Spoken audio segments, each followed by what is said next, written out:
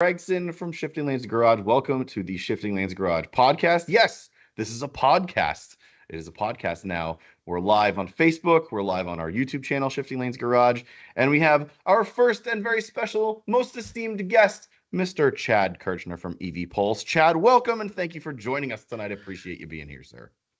Thank you for having me. I'm sure we'll get into who's the more superior Chad at some point during this conversation. Yes. But super thrilled to be here. Super thrilled to be your first guest. You used to come on an old podcast that I used to do, and we're very good. So I appreciate you allowing me to return that favor to you. Yes, no problem. So for those of you that are watching and don't know who Chad Kirchner is. Chad Kirchner, at least a quick intro from myself.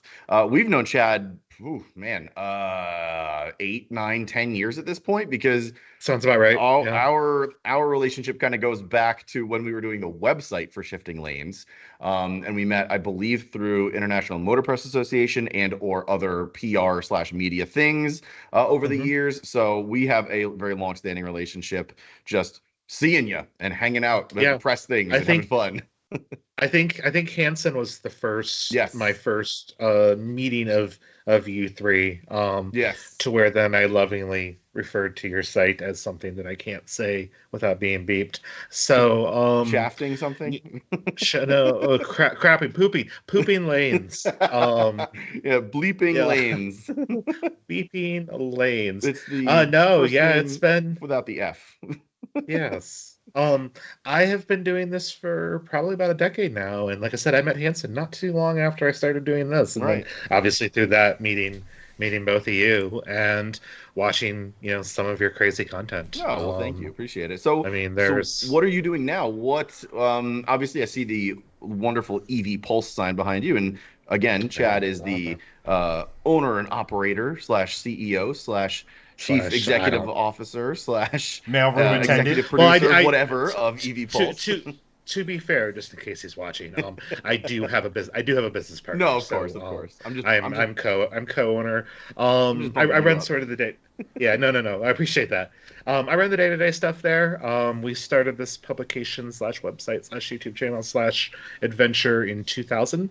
Early 2000s, sort of like right around when the pandemic, when the panini happened, the panorama, and we've sort of kind of grown from there. I mean, like I was actually doing a lot of truck stuff before then, so it's weird going from like V8 Raptor R's to EVs, but we kind of saw the writing on the wall. It's like, okay, well, we want to start doing something. I still want to be doing this in 10 or 15 years from now.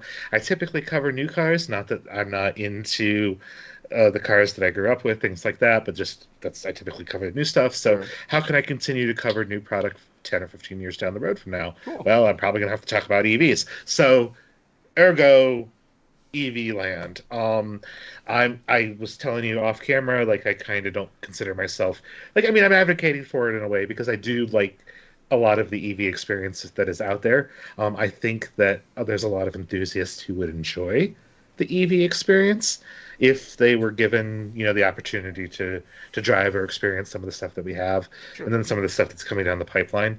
I think there is a place in the future for car enthusiasts and modifications and stuff like that in a world where there are EVs. Yes, gas cars have their own appeal, and they're not going away anytime soon. They aren't. I mean, they just aren't.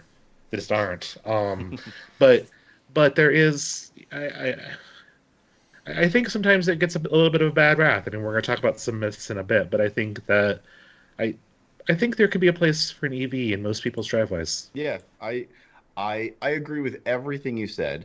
I think EVs are cool in their own right, and that's why we've had you on, because we do end up not devolving, but evolving the conversation a lot of the time into EVs because they are the new hotness, because everyone is sort of trending in that direction currently. So that's why we wanted to have you on, because you are our de facto EV guru in that respect. Because we do know things, but you probably know more of those things than we do. So we're glad to have you to be able to chat things through a bit. Like Tyrion Lannister, I drink and I know things. Great show. Got to rewatch that show, actually. Very good show. Other than season 8. Like, first off, you can't watch any of it because everything is too black for a TV to show anything through. Super dark. Man, nobody knows how to hit landings. Hit the landing on good TV shows. This could be an entirely different podcast, but Oh yeah. just saying, there's so many good shows that last season just. Right.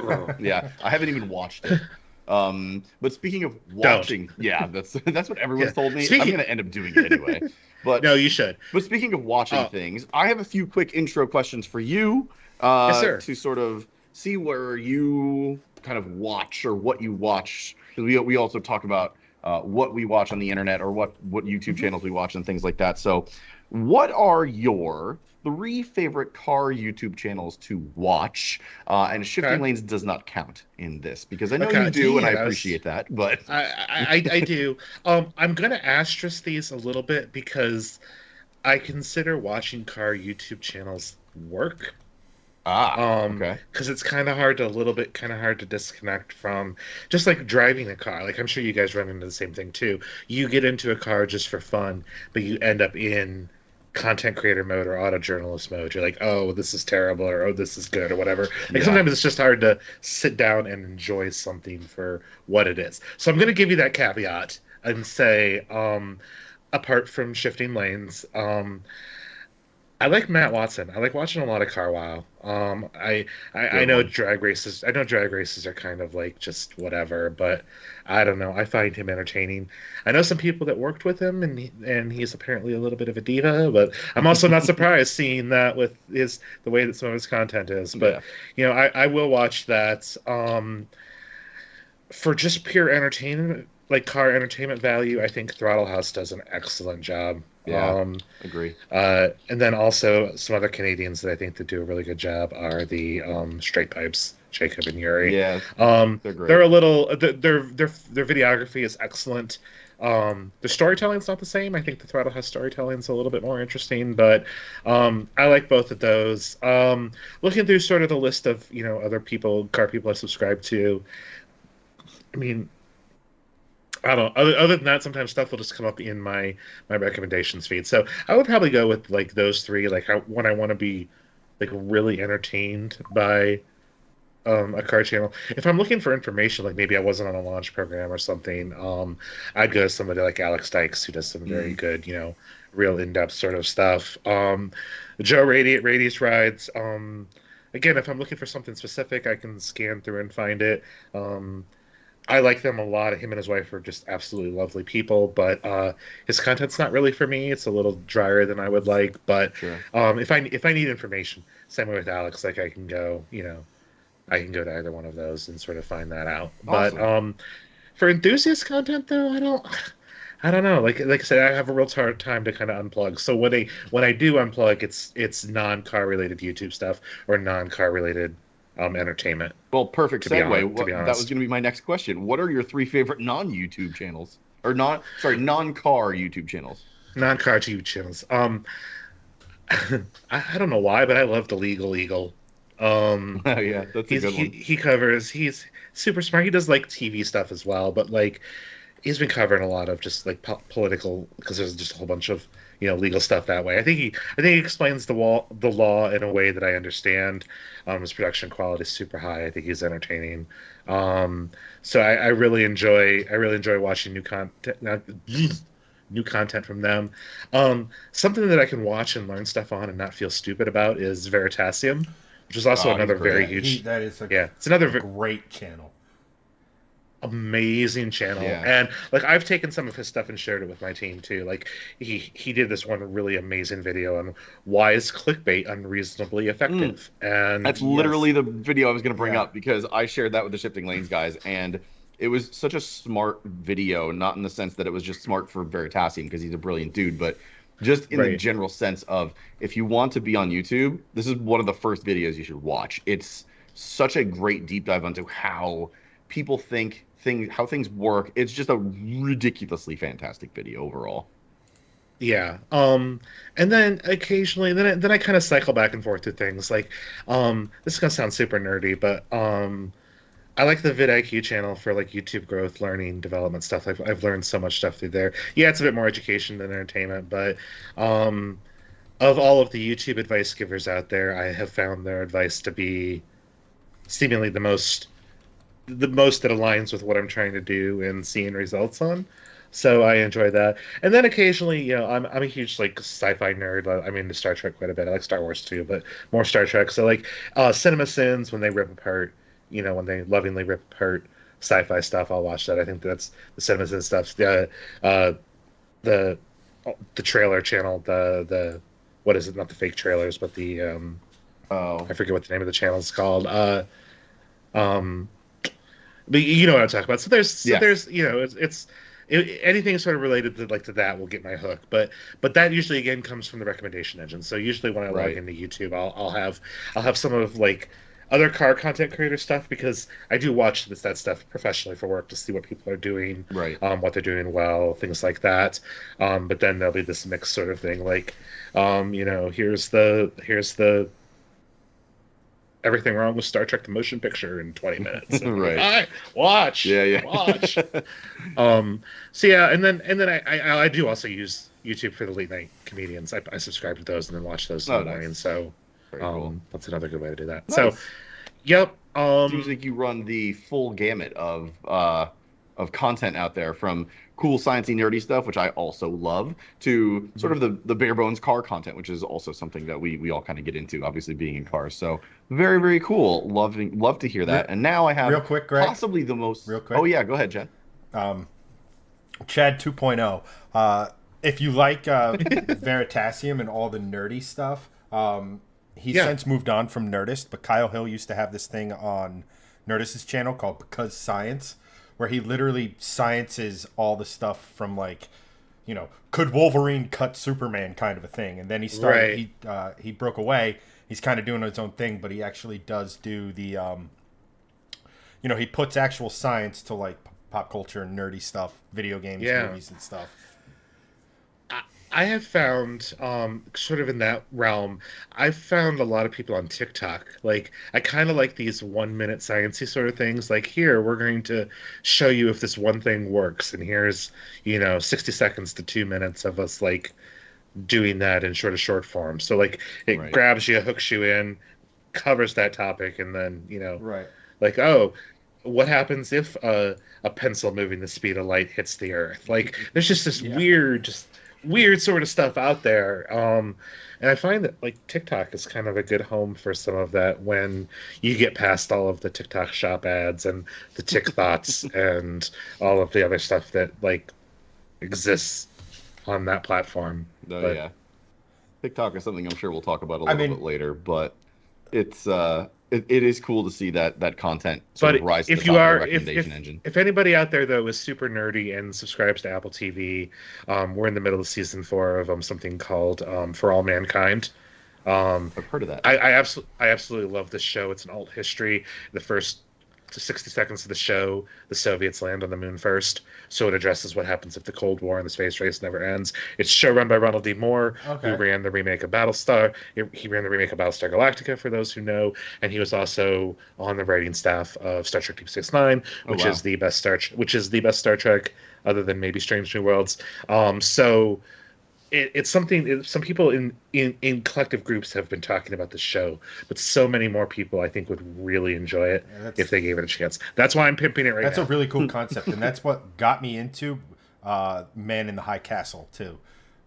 Yes, same sort of thing. A little bit different here, but the acting is great, and there's some, obviously it mixes some real life incidents with some made up stuff, but there's names that you're going to recognize there. Malik,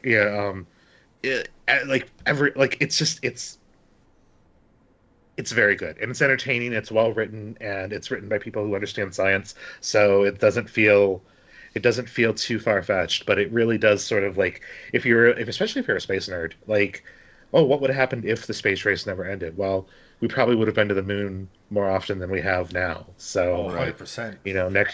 Next year there's a couple companies finally going back to the moon, including Lockheed working with General Motors using the EV battery pack from the Hummer to power the lunar rover. And I actually attended an event, so I can speak highly. I can speak intelligently about the Lockheed lunar rover. So we're one step closer to LS. We're one step closer to LS swapping the moon. I like it. That's I thought you were going right. to say they were going to use the battery packs to power the rocket to get to the moon. I'm like, yeah, that's not going to work. No, have to rethink it's that It's fascinating though because nights on the moon are very very cold and they last a very long time, and batteries don't necessarily like the cold. So how are Right. you gonna make all how are you gonna make all this work? And some very very very smart people who are Yeah. also Star Trek nerds But Good. seem to would have that it figured actually, out. but would a Good battery myth to pack? dispel later. I mean, I guess we've have experience with stuff in space and stuff like that, but I'm just curious. Like, Mhm. there's no temperature transfer because obviously you're working in a partial vacuum, if not a near total Yep. vacuum. It's the same concept of how would a like a Star Trek type ship work in space, because where would all the heat go, right? You have no way of dissipating heat and stuff like that, like the inverse. Right. Yeah. Right. An interesting thing about definitely an interesting concern. I mean, they have basically what they have planned is they're going to have docking stations. Now I don't know how they're going to handle the heat transfer specifically, but they're going to have docking stations so that the lunar night the rovers will automatic because they're all level 4 autonomous because they have to be. Because there's a three what's the lag between the Earth and the Moon? 3 seconds. There's a full 3 seconds, 3,000 milliseconds of lag. So you can't manually drive the lunar rover from the moon. So it has to be autonomous. Otherwise, it's going to crash all the time. But then before the lunar night, it will go back to a docking station, which will help preserve the heat apparently on the battery pack. And, Look, NASA's now using we have, Roomba we have technology. Roombas. We can do this. yeah, we have Roombas. We could do that. But a Roomba, but they're basically Roombas on the moon, which I don't know. Moonbas. But Moombas. But there's some interesting things too. In a microgravity, like the structural integrity of a battery cell has to be a certain way. So they have to use cylindrical cells inside the lithium or inside the ultium packs, which they use a mix now, but they all have to be the cylindrical ones to hold together in microgravity. But otherwise, it's the same powertrain from a Hummer EV That's cool.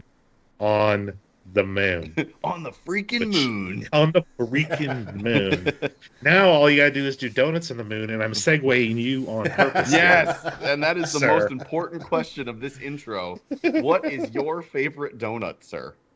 My favorite donut. So growing up, there was a bakery in the town that I grew up in that made we refer to them in the Midwest as cream sticks, specifically of the maple variety. I've seen them described other ways, but they're kind of like a long, not like a sandwich looking kind of thing, but cream filled in the middle thing with either maple or chocolate or whatever. I've seen them called other things. Is it shaped like an eclair, kind of? Yeah. I think I have seen that. But it's not like twisty or anything. Right. Like It's just long and like looks like a sub. Yeah. Yeah. Those I'm typically okay with those. I can't turn down a good jelly donuts. Yes, that's the correct answer. Just a regular, maybe a Boston, like a Boston cream also isn't bad. But I'd have to go with that.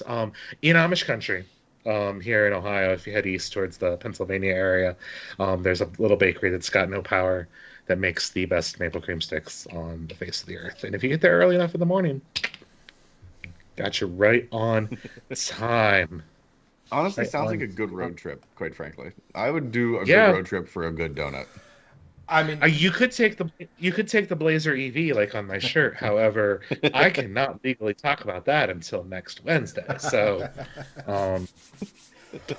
I mean, right. that's an excellent segue as it is, because I think we're gonna say hello to everyone in chat and thank you all for joining. And one of the things in there was from Steve. Hello, Steve. Hello, Anthony. Hello, Doug. And hello, everyone else that is watching. Thank you, watching on Facebook and or YouTube. Thank you, guys. But Steve goes, question for guest Chad 2.0, which I guess is what we're going to call you, Chad 2.0 now. Sure. I like that you're the upgraded one. That's the best part. Updated firmware. I see that you have a Blazer T-shirt. They made an EV Blazer? Question mark. That answer, they sure did. And there are dealers right now, actually. So if you can find a dealer that has one, you can go out today and drive a Blazer all-wheel drive RS with right around 300 miles of range. I don't remember exactly. In the 400 horsepower range. I cannot talk about what that's like to drive. Early next year, there's going to be an SS version with 640 60 some Wow. horsepower. Okay. 0 to 60 in under 4 seconds using wide open watts, which is Chevrolet's watts to freedom, which is of course launch control. And then what's real interesting about this car is the base model is going to be front wheel drive.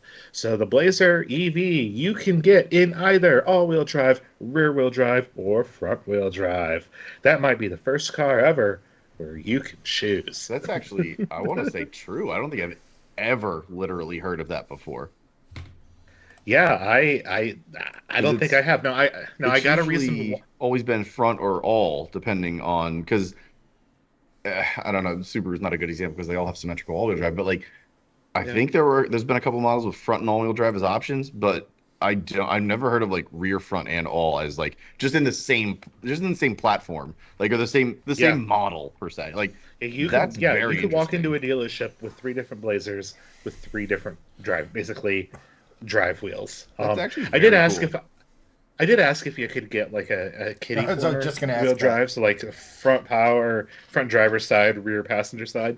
I suppose with stability control you could, because it could automatically lock the right brake for that. But reason being is the Blazer EV shares some hardware with the upcoming Equinox EV, which that's either front drive or all-wheel drive.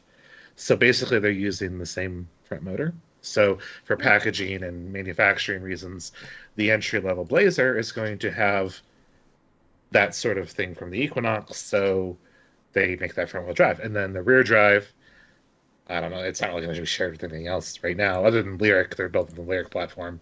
And then all-wheel drive is available for both. So yeah, it's just weird. It's like no other GM car is going to have this either. Like it's going to be just the Blazer that gives you the power of choice. But if you want the longest range one, the 326, 330 mile one, you want to get the rear drive big battery, I would have thought the front, but I guess because he's the rear makes the most sense. Yep. And just addressing the chat, they thought, the SS Blazer was going to be the only EV Blazer. I think they maybe implied that initially. I know the initial press photos and press release and stuff about that was all about the SS. But they are doing an LT, an RS, and an SS. And that's very cool. The ones we drove this week are the RS. And like I said, can't talk anything about those beyond what I have at this point. But come back Wednesday the 13th at evpulse.com or on the EV Pulse YouTube channel, and maybe you can see my ass talking about those cars. Yes, and please, if you're listening and or watching whenever or wherever, please go give Chad and EV Pulse a subscribe on YouTube. That would mean a lot to us, and of course to Chad 2.0 as well. Chad 2.0, yeah, firmware upgraded. Though it appears the chat has informed me that Greg, your favorite word is moist. Yeah, let's just gloss over that quickly and not talk about it ever again. That'd be great. All right. There is moist themed merch, by the way, just to troll Greg. Okay. There actually is. Well, I mean, I definitely want a moist donut. Like, I don't want like a day old dry donut. My grandparents, I don't mean this in a negative way, but they were frugal, so they would buy the day old donuts and try to pawn those off as like, oh, this is a good option. And not to sound elitist, but day old donuts are not great. Yeah. Oh my god, that's very accurate. Very accurate. Yeah, day old donuts, I mean, they're probably good as like a crouton in a milkshake, but they're probably not good for anything else, I would imagine. No. Oh my gosh, that quick aside. That takes me back, Greg, to back in the day when we were in college / just outside of college. When we, I don't know if you remember this. We used to go to, we would go to Applebee's, have a few adult beverages, and then go to, and then we would go to the Dunkin' Donuts, which was like a mile or so down the road, and we would just take all of the bagels, the donuts, everything they were getting rid of, just because we were just dumb. Yeah. I never went with you guys to that. I went to the Applebee's because I remember flinging wings at the glass partitions, which I'm shocked didn't get us kicked out. But I do remember you guys going to Dunkin'. Yeah, you'd have wing races down the glass, which was just the best. And then I remember you guys, because I remember you sending me a picture of you with two like clear trash bags full of donuts and bagels, and I'm like, where did you get these? Did you rob a Panera? I don't understand. Like, it was ridiculous. And then you decided to explain, like, yeah, we went outside when we went to a Dunkin', they were closing. One of the only Dunkins that close is not 24 hours, but they were like giving away all their stuff because they were just gonna throw it away, and we took it. I'm like, that's honestly kind of genius because now you have an unending supply of bagels for the next week. Yeah. So before we get into some of the news stuff, some of the not EV stuff, because I figured we're all enthusiasts. Doesn't require electrons. We are. Have either of you watched Electricana 2? I haven't yet because my day has been insane and I know it came out today. So I'm going to watch it tomorrow. But no is my answer to that. Not for lack of trying, though. If Connor from Brandant PR is watching this, yes, I have. If anybody else is watching this, no, I haven't. I was on a plane today and I forgot to get the story out by embargo because they sent it yesterday, but I was in the middle of a program, so I've seen some people who have watched it, and Chad, I'm assuming you have, obviously. Yeah. And I mean, this is his last like. Yeah. It's the last okay, one. Here's my question. Should I feel weird about watching it? Like, because I haven't watched it yet, but should I feel about watching it? Because, like, he's not alive anymore. No, I mean, they do because they shot it when he was alive. Well, yeah, it'd be a little awkward if they filmed it after he was dead. Right. I mean, we don't need. Look, we don't need Ken Block. No, fair. I don't mean to speak ill, but we don't need Ken Block Weekend at Bernie's here. Like, that's not a thing that we need. Right it's just an RC car with him. Like, no. No, they did a very tasteful, in my opinion, they did a very tasteful job of paying tribute to him, but not, like, depressing you right off the bat. Like, you know what I mean? Like, not, like, making, like, a 30-minute video and 20 minutes is a tribute. A tribute video, absolutely, a Ken Block documentary going through the entirety of his life and everything should absolutely happen. Oh, yes, but for sure. This did a good job of, like, you know, kind of going through. It gave you like a little bit at the beginning, and hashtag, I guess, spoiler alerts if you're worried about that sort of thing in a Gymkhana video. You kind of know what to expect, by the way. It's like, there are no spoilers. It's just like, it's Ken hooning a car. We know what's going on at this point. There's been like 12 of them. But at the beginning, they kind of did a little of the behind the scenes stuff that they did in like the Gymkhana files and the Climbkhana files, where there's like Scotto's talking to Ken, counting him down. Some like, oh, I just have to do this. Sure. One take. Like all the little back and forth banter and everything. And then it got into it. There was a few interesting things I saw in it. Number one, you really can see that the electric torque, how he drives differently.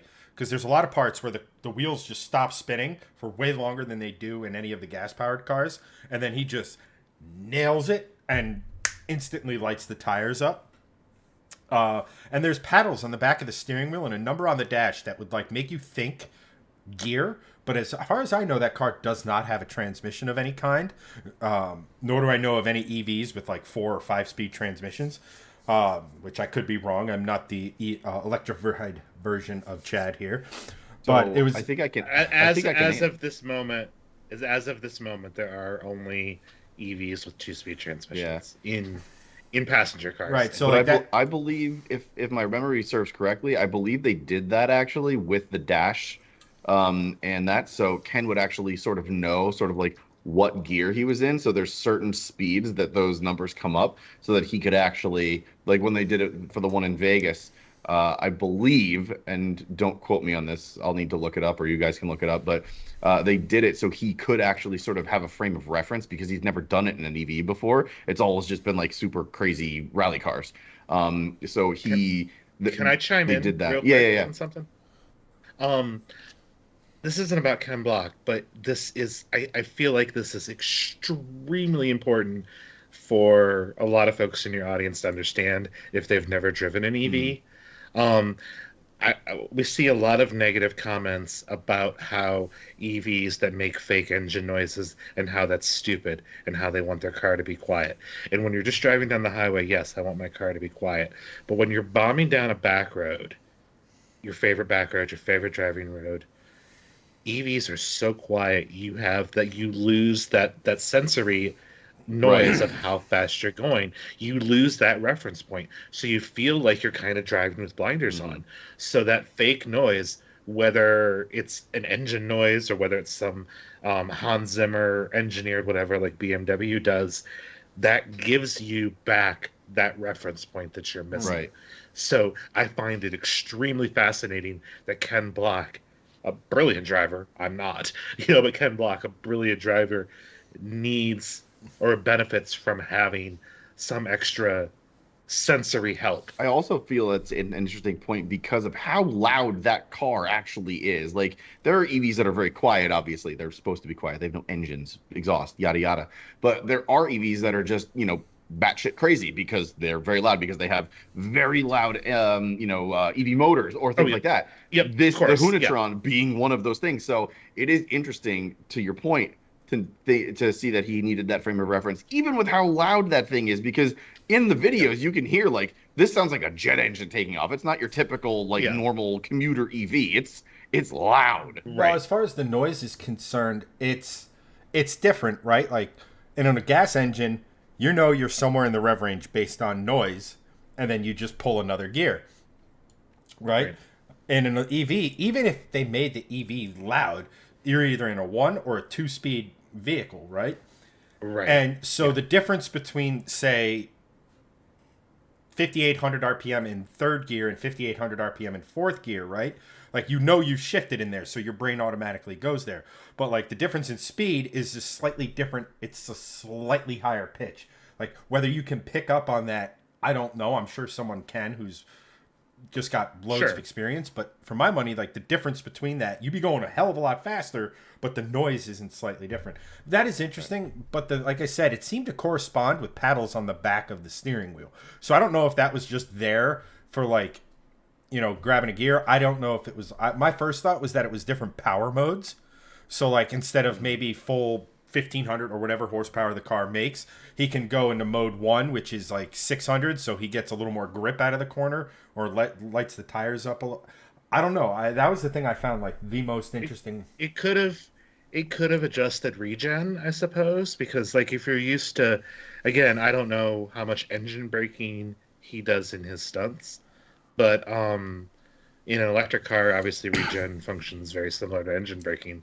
So being able to maybe adjust that might be beneficial to him, or maybe it's all placebo.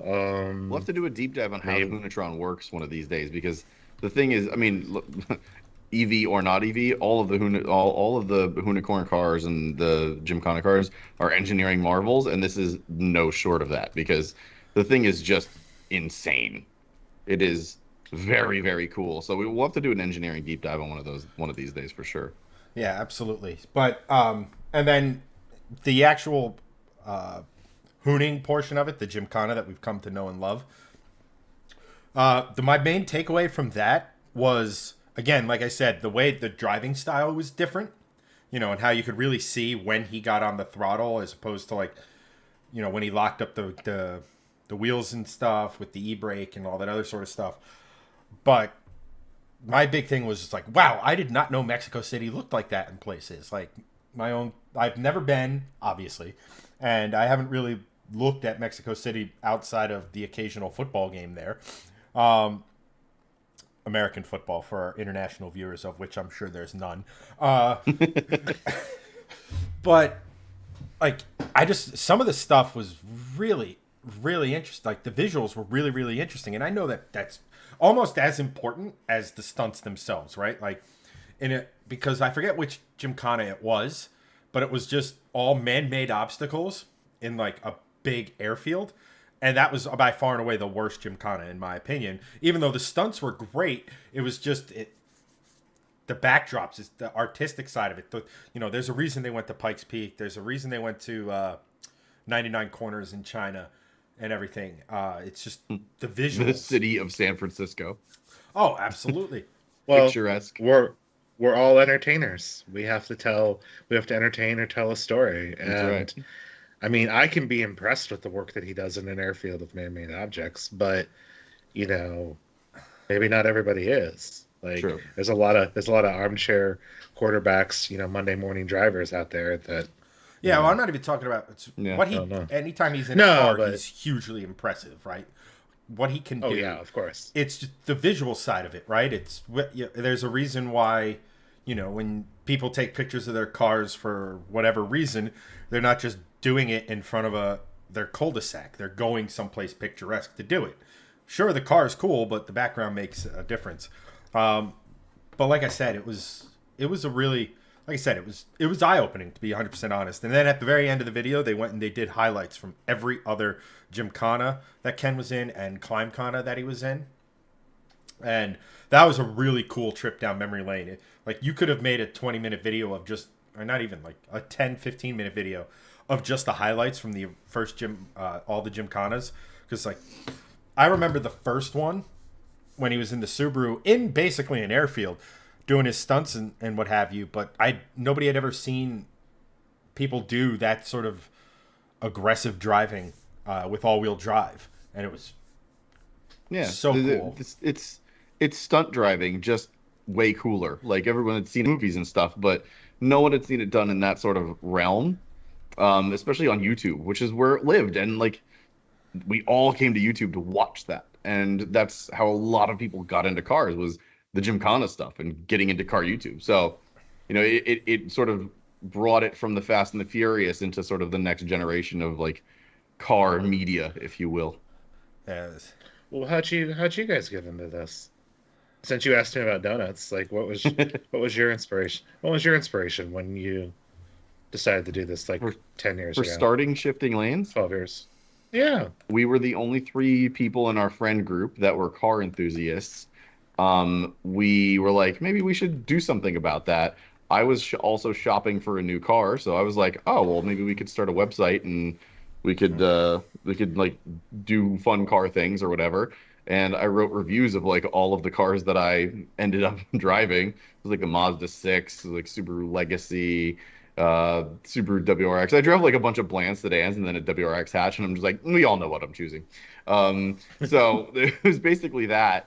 But then it sort of like, versioned into this bigger thing. We're like, oh, so this could be a thing. This is cool. And then it kind of just spun out from there. I remember we were on the phone for 2 hours trying to think of a name, and Chad 1.0 literally just grabbed Low Gear as a name because we were all fans of Top Gear. So we just grabbed that as the de facto, and we're like, all right, we should probably think of a different name, maybe.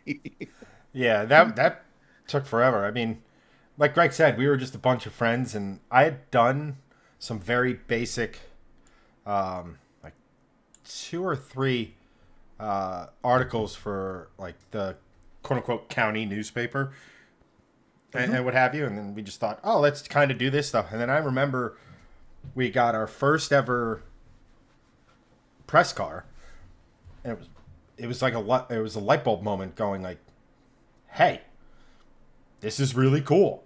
How do we do more of this? Right. And that spawned us putting more effort into it. And then our only goal when we set off doing this was to get into press days at the New York International Auto Show. Right. And to go and see all of that stuff, and then to just document it.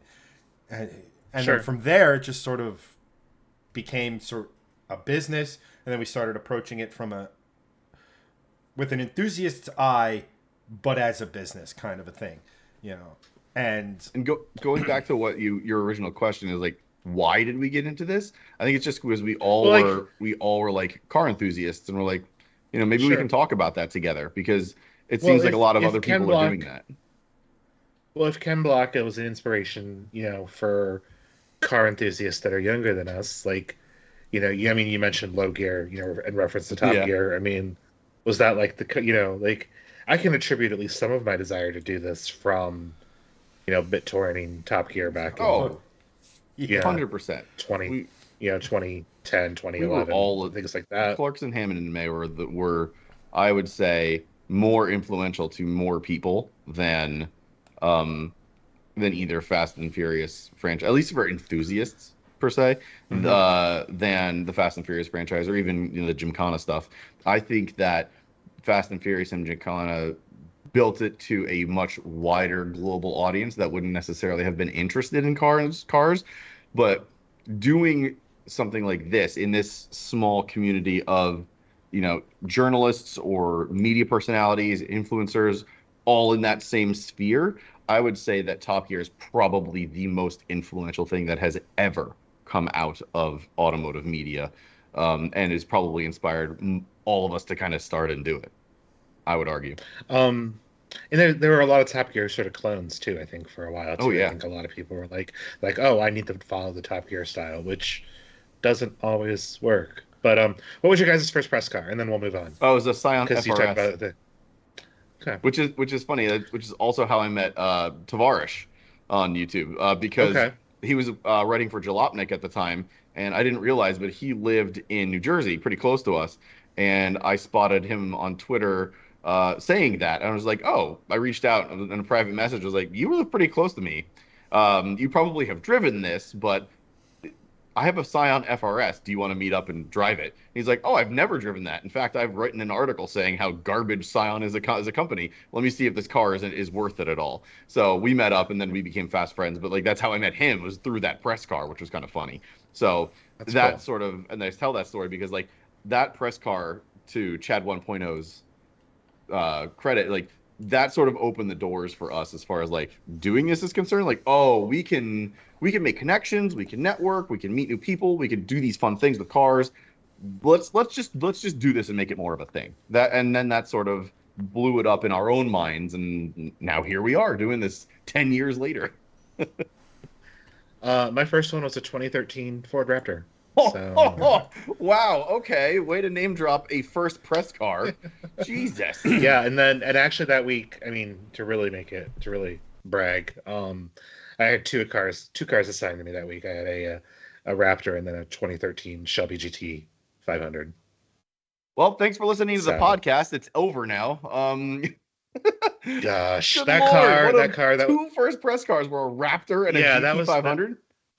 Yeah, that was the 662 GT 500, and man, that thing was scary.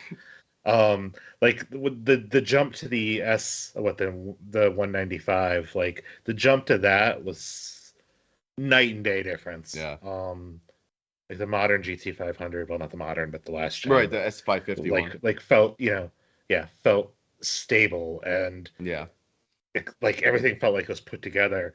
And driving that 662 one felt like I was Chuck Yeager, like approaching the sound barrier. Like the car would shake and rattle, and like you just feel like you were on the limit of what is technologically possible. I've never driven that car, but I've always maintained. Everyone is like, "Oh yeah, old Dodge Vipers are such widow makers, and they're blah blah blah." I've been in them. They're not actually that hard of a car to drive. But that Gen GT 500 is an absolute freaking animal. And that car is, in my opinion, way more dangerous than any Viper that was ever made. Yeah. Well, the first Viper didn't have traction control. At Also least the true. GT 500 did. True. Very true. Sorry, I was fixing something here on the back end. What generation? I missed it. What generation GT 500? The 660, or S197, sorry. the 662 one, the 662. Oh, okay. Horsepower. That was the one that could do 200 if you had a long enough runway and a tailwind. The predecessor going downhill. Sorry, you'd think I'd know the generations of Mustang, owning one. The one right before the S550. Oh, okay. Well, to your defense, you are also having to fix my camera consistently during this live stream. Yeah. So trying to make you. I don't know why. I'm not doing anything on my end. I've given up trying. I'm just literally manually moving it. Skype. No, I was just because like I'm listening to what Greg has to say and everything, and I'm thinking in the back of my head like, you've driven a Mustang that technically makes more horsepower than any of the GT, like the regular GT 500s. Correct. Were you thinking that while you were behind the wheel of mine?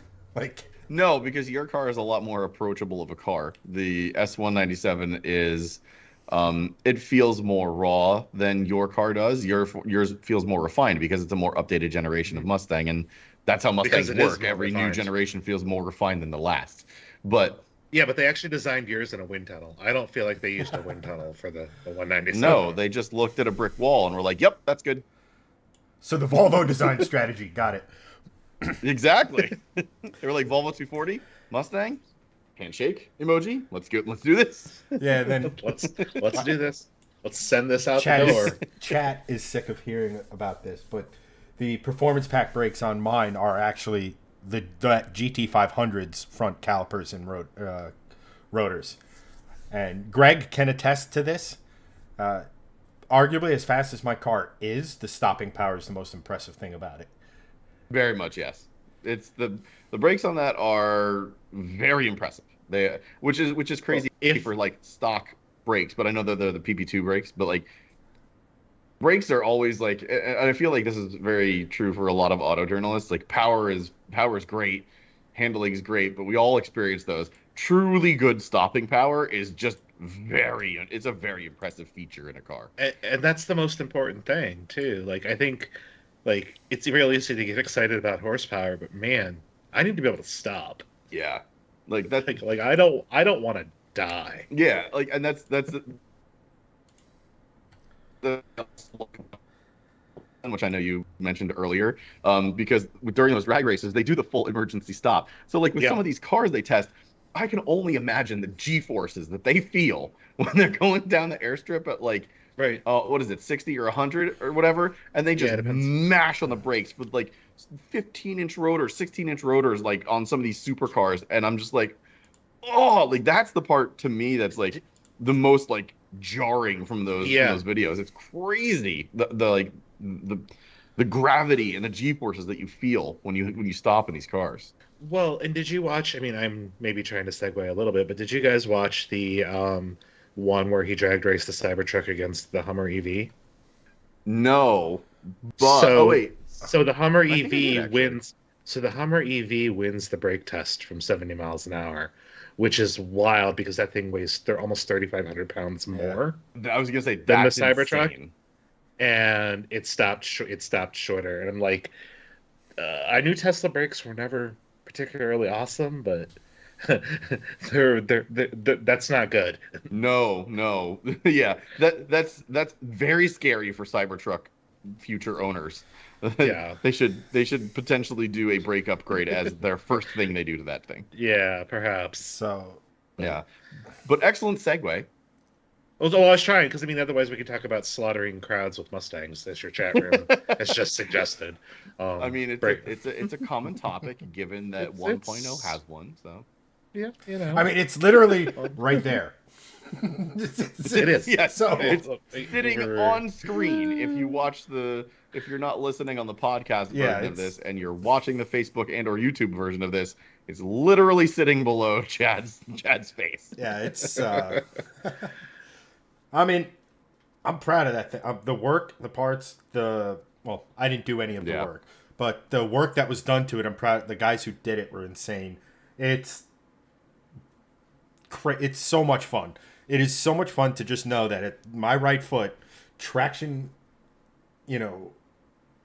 assuming I have traction, it just gets up and scoots. We actually have the reaction video coming out soon of Greg was nice to my car. He was allowed to go a little harder on it if he wanted to, but he was nice to it. But we did a video after we done all that of me going on the same road, giving it its just due. And yeah, I maintain that I just warmed up the tires for you to make sure that it was good for the reaction video.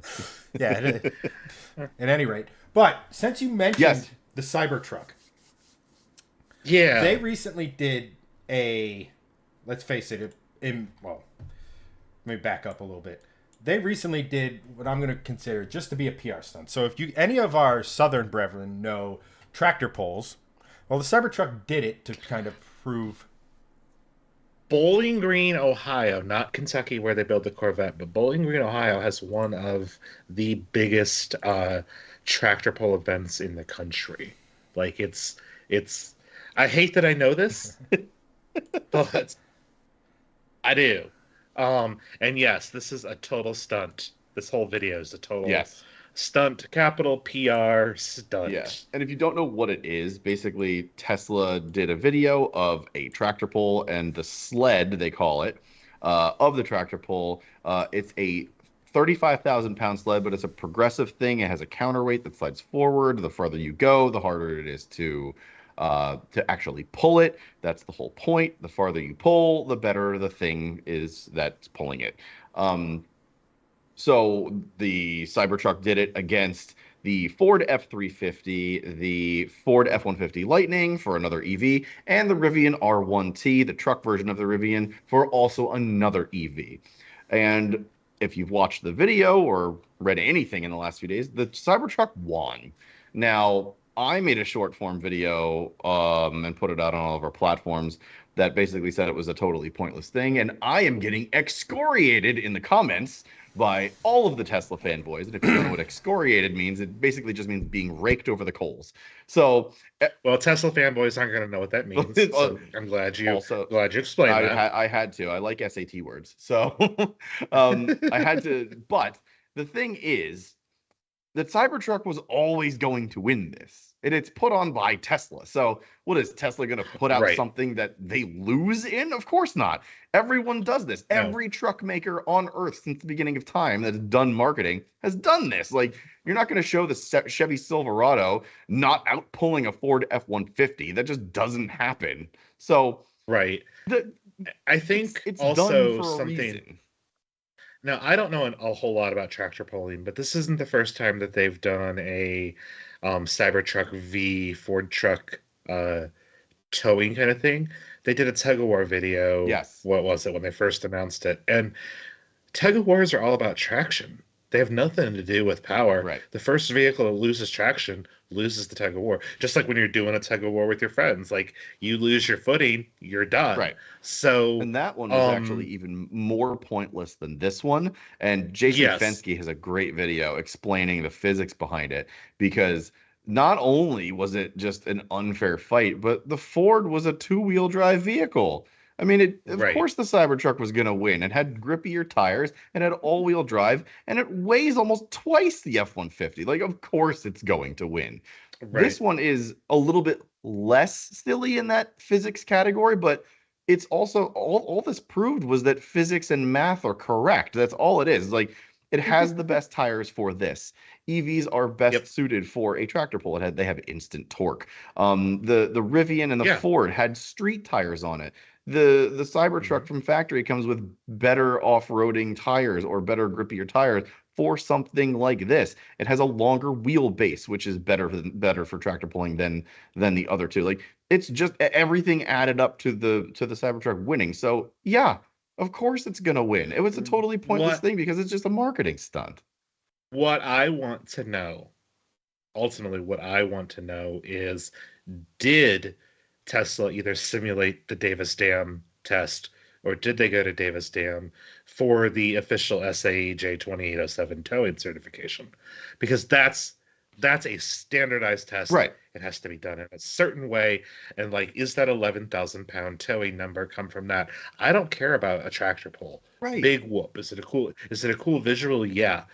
But did they do the Davis Dam test, and how does it compare there? That is the only objective benchmark that you can do. You can do subjective stuff. This is subjective. I mean, even the testing that I hope to eventually do is still some way subjective, even though I'll try to make it as objective as possible, because I'm not going to go to Davis Dam and follow the SAE procedures. Right. And like, that's what those are for. So the way they is this video bullshit? Yes. I mean, 100% it is, because one, no matter what the comments say, this has zero real world application. Like, yes, they tow something that's big and heavy, and it's made to make you stop. And look, credit where credit is due. And I said this in the video I made. This is an impressive feat by the Cybertruck. Having a stock from factory truck pull that thing that far is an impressive thing. However, No one's pulling a progressive 35,000-pound sled on the highway. 0 people are doing that. If you are doing that, please stop ripping up our roads. Yes. It is a totally pointless and useless test. It's cool. That is literally the only thing I can say about it. It's cool. I want to see that the Cybertruck take a trailer and tow it to empty. Then I want to see a Rivian do the same thing. I want to see an F-150 do the same thing. If the Cybertruck wins, I'm very okay with saying the Cybertruck is better in that respect, because that's a real world test. This is not a real world test. Yeah. No one's doing this. Other than to try to make a wacky looking truck look cooler, there is nothing outside of this test that makes sense at all. Now, if this test existed, so like if our friends at TFL were able, because they might actually be able to arrange the sleds, like if they did that, repeated that test, and basically accounted for tire differences and stuff like that, put the same tires on all the vehicles and stuff, and then if the Cybertruck pulls that off again, maybe I'd be a little bit more impressed. But we don't know anything about the tires on the Cybertruck. Were they the stock tires? Correct. We don't know. They look like the stock tires. Correct. But like, was the diesel truck in its tow haul mode? Was it in a limp mode? Like, there's all these things we don't know because it was a PR stunt. It wasn't an independently controlled thing. So was it an entertaining video to watch? Sure. Should we take anything from it at all? No, there's too many questions, honestly. Oh, I'm sorry. This is an audio podcast. No, we shouldn't. Yes. I was just shaking my head. We'll have the audio subtitles go, and Chad shook his head disappointedly. We'll get Morgan Freeman to voice that over for us. But so here's the. But no, it's to echo you guys, right? Chad 1.0. You go. I've been chatting up. Go. To echo you guys, right? It is an imprecise test simply because the way these sleds are designed is that they're made to dig into the ground, right? The weight moves forward, and that puts I don't know if for those of you watching, at the front of it, and for those of you listening, at the front of these things, there's a big slab of metal, and the weight moves forward, and it changes the pivot point, and that metal gets dug further and further and further, right? So weight of the vehicle, where the weight is, and traction are all the most important things about it. And not for nothing, it's great to. I think this test is moronic because EVs do torque really, really well. They do traction really, really well. What they don't do is towing something heavy a long distance like their gas counterparts do. They don't do that well. So towing something maybe a quarter of a mile, not really to solving that particular issue. To Greg's point, basically, I want to see them take the same weight trailer and here's a 200-mile road trip. Let's see who gets there first. Yeah. But you can't brag about that in a bar. Just like towing the 911, drag racing a 911 while towing a 911. Oh, that's a cool stunt, but like it's also completely useless. They also use the base 911 for that, by the way. Well, yeah, like let's try it with a turbo and see what happens. But that's I also the point. think, like they did it. They did both of those things. They set it up so they win the end. Yeah, of course, because it's PR. Right, exactly. It's they PR. don't have a marketing department anymore. They killed that, so they have to do things like this to make it seem cooler. Because there will always be the Tesla, fanboys or the Tesla ones that say, oh, these are great cars. But there's so many Tesla detractors too, just because of the quality of the cars that are built, the panel gaps. The Teslas are sort of a basic car on the interior. They're not really that fancy or whatever, but they're in the luxury segment for the Model S and a lot of the other cars. So there's a lot of negatives in the journalism space for some of the Teslas in that respect. So they killed their marketing department, but this is their marketing department now. It's just the YouTube channel with wacky PR stunts that make it seem cooler than it actually is. Well, it's interesting because some of my colleagues will say that Tesla doesn't have a PR department. They clearly do, right? Because there were people that got cars to have access beforehand. Now we can, and I have no desire to relitigate the Jason Camisa video. I find Jason Camisa very entertaining. I have my own thoughts about the video. Just like Carwell had early access. Top Gear had early access. So Right. like, there's clearly a PR department. Yeah, there's a contact there that's like, yep, you can have one. And I think what's interesting too is, and I was talking about this earlier with actually my own live stream, where like there's also a lot of our colleagues have never been in a Tesla, because the only way that they'll drive a car is if it's provided to them from the manufacturer. And I think that when you cover EVs specifically, like if you run an EV channel, so I'm not saying a general purpose thing, but if you're like us and run an EV specific channel, you need to have that Tesla context. So you have to rent one or buy one, you have to do something, because they are the largest percentage of EVs sold. It's like 90% Teslas.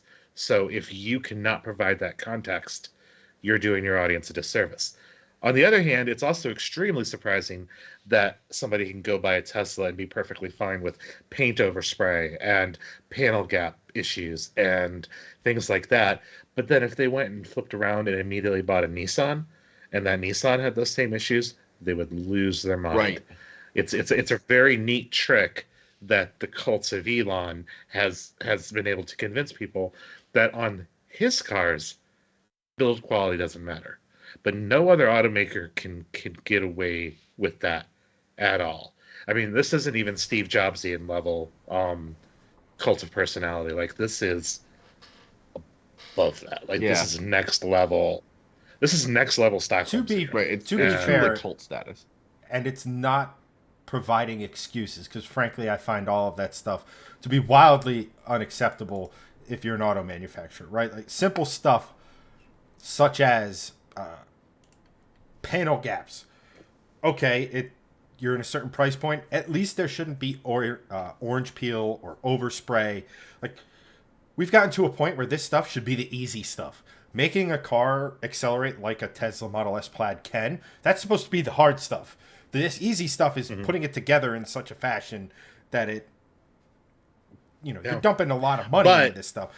But I also think, to Elon's credit and Tesla's credit, it's the manner in which he built the company that has almost gotten to the Church of Elon or the Church of Tesla, that level of, this is okay because blah blah blah blah blah, and that's part of on my end. That's part of my biggest thing with Tesla is I don't like Tesla as a company, because I know how they treat their workers. I know how things have gone for the company from a actual manufacturing standpoint. There are roofs flying off. There are bumpers falling off. Like, clearly there are build quality issues, but there's also people issues too. And it's part of the reason why they're trying to not make them unionize, is because if they do, Tesla's honestly a little bit screwed. And it's an interesting argument I have with a lot of Tesla people that are sort of in that cultish mentality is, I don't support Tesla as a company in that sense of, I don't like how they treat their people, period. And the argument has always been, I was like, oh, well, Apple, has their stuff made in China. And I'm like, yes, but like, getting things made cheaply doesn't mean poor quality.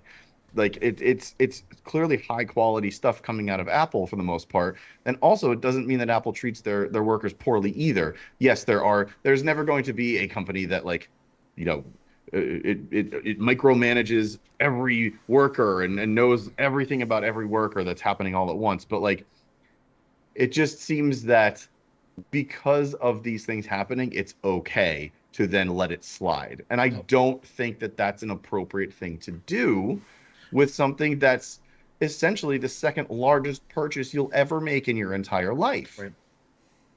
Publicly traded companies, I mean, let's be honest here, publicly traded companies are designed to return shareholder value and generate profit. Apple does that. Apple makes a lot of profit, actually.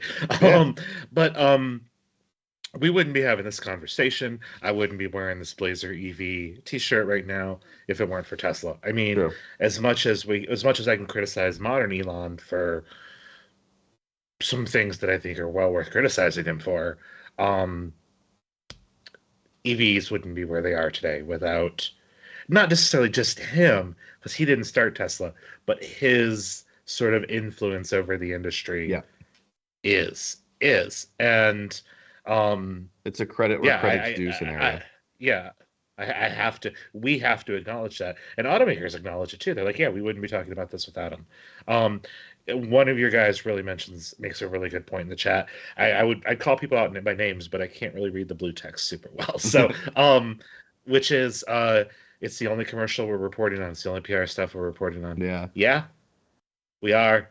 I mean, guilty. Yeah. I mean, it's true, but the one little caveat to that, it's really the only thing out there right now as far as a PR car commercial that's very interesting.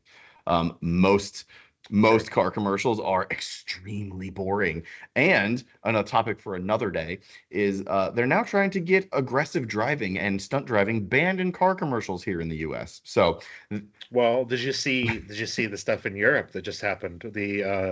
I forget, was it Toyota? It was Toyota. That got in trouble in the UK? I made another short form on that as well. They banned driving in the countryside because it was a detriment to the environment. And I'm like, yeah, what a load of garbage. So Jeep is very particular when they film commercials, because they want to make sure they're being as considerate to the environment as they can when they do it. Right. So they only will cross streams in places where they've been crossed before. Like there's even, because they don't want to show anything to encourage bad outdoor behavior, but they're still doing outdoor behavior. Like this thing that got Toyota in trouble in Europe is next level just weird, because I'm going to say something maybe controversial here, but most people don't off-road their bulldozers. Oh, no, they don't. And I'm a fan. I'm a fan of but like a lot of people, most people don't do that. It's aspirational. Buying a lot of these vehicles and modifying them sometimes in certain ways is aspirational, and I'm 100% okay with that. But you have to be able to sell the aspiration. And I don't know how you sell the aspiration of going and dooning in the desert, jumping stuff in the desert in a Raptor, if you can't show me a Raptor jumping stuff in the desert. You sell the what if. You don't sell the commute. Mm-hmm. Right. Because otherwise EVs would be everywhere, because they're the perfect commute. Right. I mean, you're not for nothing. Wrong for the majority of people. Sorry, go ahead, Jed. Not for nothing.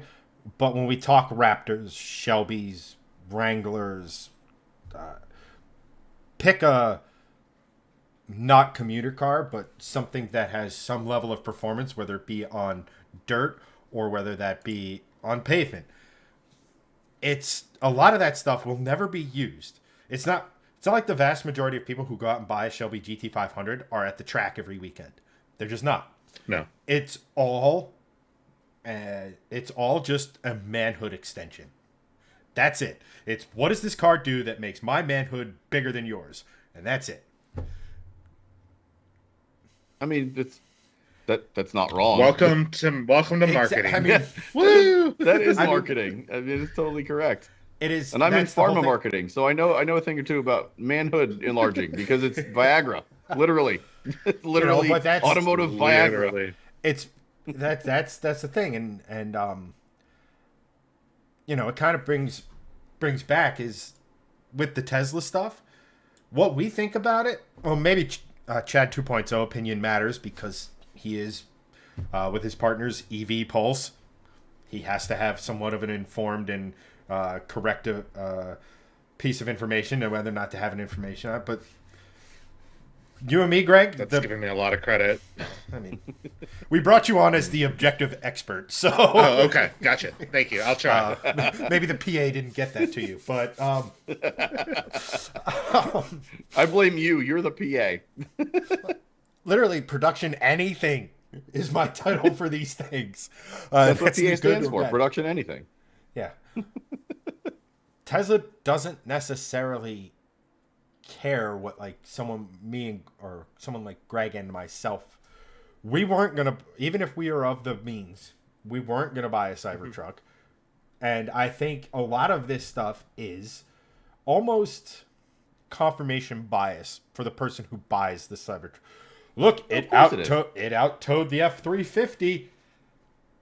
Well, sort of, but that's the thing. And Chad, you had your other on your other show, pardon me, I forget the woman's name you had on, but like you were talking, she was talking about how like D-bags would buy the Yes, she runs a segment for those who maybe are interested. I had Amelia Delgard, her YouTube channel is called Motorhead Mama. Her slogan is like she's like, I'm a mom that likes cars, deal with it. Total like straight up LA, like California, blonde hair kind of individual. Super smart. Like she really does her stuff. But she runs a segment on her website called Dude or D-Bag, and she really wanted to talk about the top 5 D-bags that are going to drive the Cybertruck. So we did it at the end of our live stream a little bit ago, and she wasn't wrong. Right, and I so feel much of that, and not to try to piggyback on your show. If you guys want to watch that, it's over on EV Pulse on YouTube, right? it is. Definitely go and check that out when you guys are able after you've finished enjoying this. But there's so much of that with surrounding Tesla specifically, but electric. There was a time when like there was that air of superiority for people who drove hybrids. Then they became common, and that sort of disappeared. And that performance enthusiasts got a hold of hybrids and just made fast cars faster. And they were like, well, we can't do that anymore. And then like with electric vehicles, there's that same air, right? It's, well, we got you in the performance game. We're faster in a quarter mile, and we're better for the environment. That whole shtick, which is something we'll touch on a little later, but it's not a lot of, I haven't met too many EV owners, but other than one of my buddies, it's come look at what I have and how clever and what this will do. One of my biggest gripes with the Tesla, I think it's the Model Y, is that if I want to change the mirrors, there's not a button right here. I got to go into some freaking sub menu and then use trackballs on the steering wheel to adjust my mirrors. There's certain level of innovation where you just stop, right? Like, what is, you probably know this, Chad, like what is the number one complaint every year about or what is most important to buyers a lot of the time? It's user interface. And how many cars get eviscerated for going to haptic feedback buttons on like the steering wheel and the infotainment system? So one of my good friends is the VP at JD Power that actually handles that part of their surveying and analysis stuff. And it's like these whole IQS surveys are supposed to be like quality, and you're like, well, is infotainment usability quality? Well, yeah, it is. We may not think it is, but that's how they get dinged in surveys. And these companies just get completely, burnt to the ground over this stuff.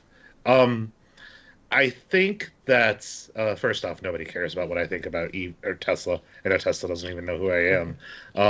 Because if they did, they wouldn't probably let us buy a Model 3 before. But there is a bit, because it's still very early adopter, there is a bit of an air of superiority that maybe existed like when hybrids were first a thing. They've kind of moved now sort of into the EVs. But as they become more mainstream, I think I'm starting to see less of that. What I think the Cybertruck does is it really speaks to that D-bag behavior, though. Because, oh, look, my car is bulletproof. What does anybody need a bulletproof car for? But people are bragging, oh, this car is bulletproof. Oh, you cannot break the glass. Well, if I accidentally drive off a bridge and I need to get out of that car and the door won't open because the electric actuator doesn't work and maybe I can't reach the manual release, I'm not going to be able to break this glass because it's bulletproof. Like or oh, well, this truck isn't pedestrian friendly, and they're like, well, just don't hit people. Well, that's like some people are like, oh no, they're like, oh, that's a plus that like I can run people over, like yeah, like that. No, that's actually a like no. That's a really good point, and that's again another short I just made because, this is just a quick aside, but like Ford comes up with the wackiest ideas for for patents, and I love that about them. I maintain to this day that I believe Ford has a team of like 12 people in a room that's just like, what's the weirdest and coolest thing we could think of today for a patent? And they just think of random shit all day, and it's great. But like they Right. had one where it's just an inflatable bumper that helps to reduce pedestrians going underneath a car in like a low speed collision Mm-hmm. where the pedestrian's not looking. Obviously, you get hit by like a rolling brick wall of a full size SUV. You're gonna fall over and go right under the car. So an inflatable Yeah. bumper is one of the like wacky, cool, interesting patents. And so many people in the comments are just like, well, they should just make smaller trucks, or just like the driver should be paying attention. I'm just like, yes, the driver should be paying attention, but a lot of the time Yeah. that doesn't happen, and we're not going to No. make a behavior change of people actually paying attention. That's a much harder thing to do. No. It's why we have And I would self-driving argue, cars on the horizon, is because people can't pay attention. yeah, because people can't be trusted. Correct. People can't be trusted to drive. So like, I can't be trusted to drive. Like Hey. these people making these comments saying, "Oh, just be a better driver," or "Oh, just pay attention." I bet if you had a dash cam in their car, watching them all the time, they're doing the same stuff. You Right. know, um, it's I look, I like car enthusiasm. I like people that modify their cars. I don't necessarily get into the whole lifted truck thing. Like I like factory bulldozers, but I think that like you can reach a certain extreme beyond that. But the point is people die every year getting run over by cars. And I don't want to be like the Ralph Nader like voice here about, all cars are dangerous. But like they are, and and we can't be trusted to drive. There's states that are considering getting rid of turning right on red because we keep killing pedestrians in crosswalks. Like, like I pay attention. You guys probably pay attention, but so many people don't. right. Or what if you are waiting for somebody in a crosswalk and there's two people beeping behind you because you're waiting for somebody to walk through and they want you to cut through? Like, people can't be trusted to drive. No. Like, I wish they could. I wish we had better driver certification testing, and I wish all these things because I don't want a self-driving car. Right. I don't necessarily. I don't want to have to engineer a car to survive hitting a pedestrian because that affects car design. Cars look like the way they do now, with those sort of like slightly enlarged, almost bonnety kind of hoods that kind of have a little bit of a scoop on top because they're softer. When your head hits it, when you hit a pedestrian, it's designed to give. Yeah. All of this stuff is there for safety because people don't know. Right. People don't know how to drive, which is why you're not going to be able to sell the Cybertruck in Europe because you are not going to be able to hit a pedestrian in that. And the Europeans are much stricter about pedestrian safety than we are right I now. would also love to see a Cybertruck on a British B road, though, just because it's literally going to be impossible. Yeah. Oh, It's sure. like You know. it's like Chad 2.0 watched last week's show. It really is. Yeah. And the interesting Oh, thing wow. he took a slightly different, took a slightly different stance. Now, while I agree with the sentiment you're putting forth, like obviously people need to stop being Okay. hit by cars, drivers need to stop being idiots. We've discussed numerous times here about how the ability to obtain and keep a driver's license in this country is entirely too easy. I also think we live in an era where every single human being, well, not every single, but most people are walking around, whether they're walking around, riding a bike, at the gym, driving a car, whatever. You are more distracted than ever. Now, I agree with you. 100%. I agree am with not in any way, shape, or form advocating that we need more systems in place or this Ford patent that puts an airbag in the front. And the only thing I could think of is that it's like having a claymore on the front of your truck. But, and everything like that, I take the stance of we have to sit here and go, okay, were both parties distracted, or was Walker, Mr. Pedestrian, nose deep in a TikTok about a cat who wears combat boots and not paying attention? And I think drivers should get blamed when they're not paying attention and they do everything wrong. But if you've done everything right and someone's not paying attention, because there are spots where, like, I've used the example where I live. When I'm coming up my main drag to get to the road I live on, People park on the street, and we don't have an abundance of lights or anything on our streets or anything like that. So someone could legitimately just walk out in between cars. I would never see him. And even at 25 miles an hour, which is the speed limit in our development, which is, I literally am between 20 and 25 in the development just because of the nature of my car. I don't want anybody having any sort of ammunition to sit here and go, all right, get rid of it. But I'll never see him, and I won't have time to react. And they could be buried in their phone, and now I'm going to hit them. And everyone in those situations tends to blame the driver.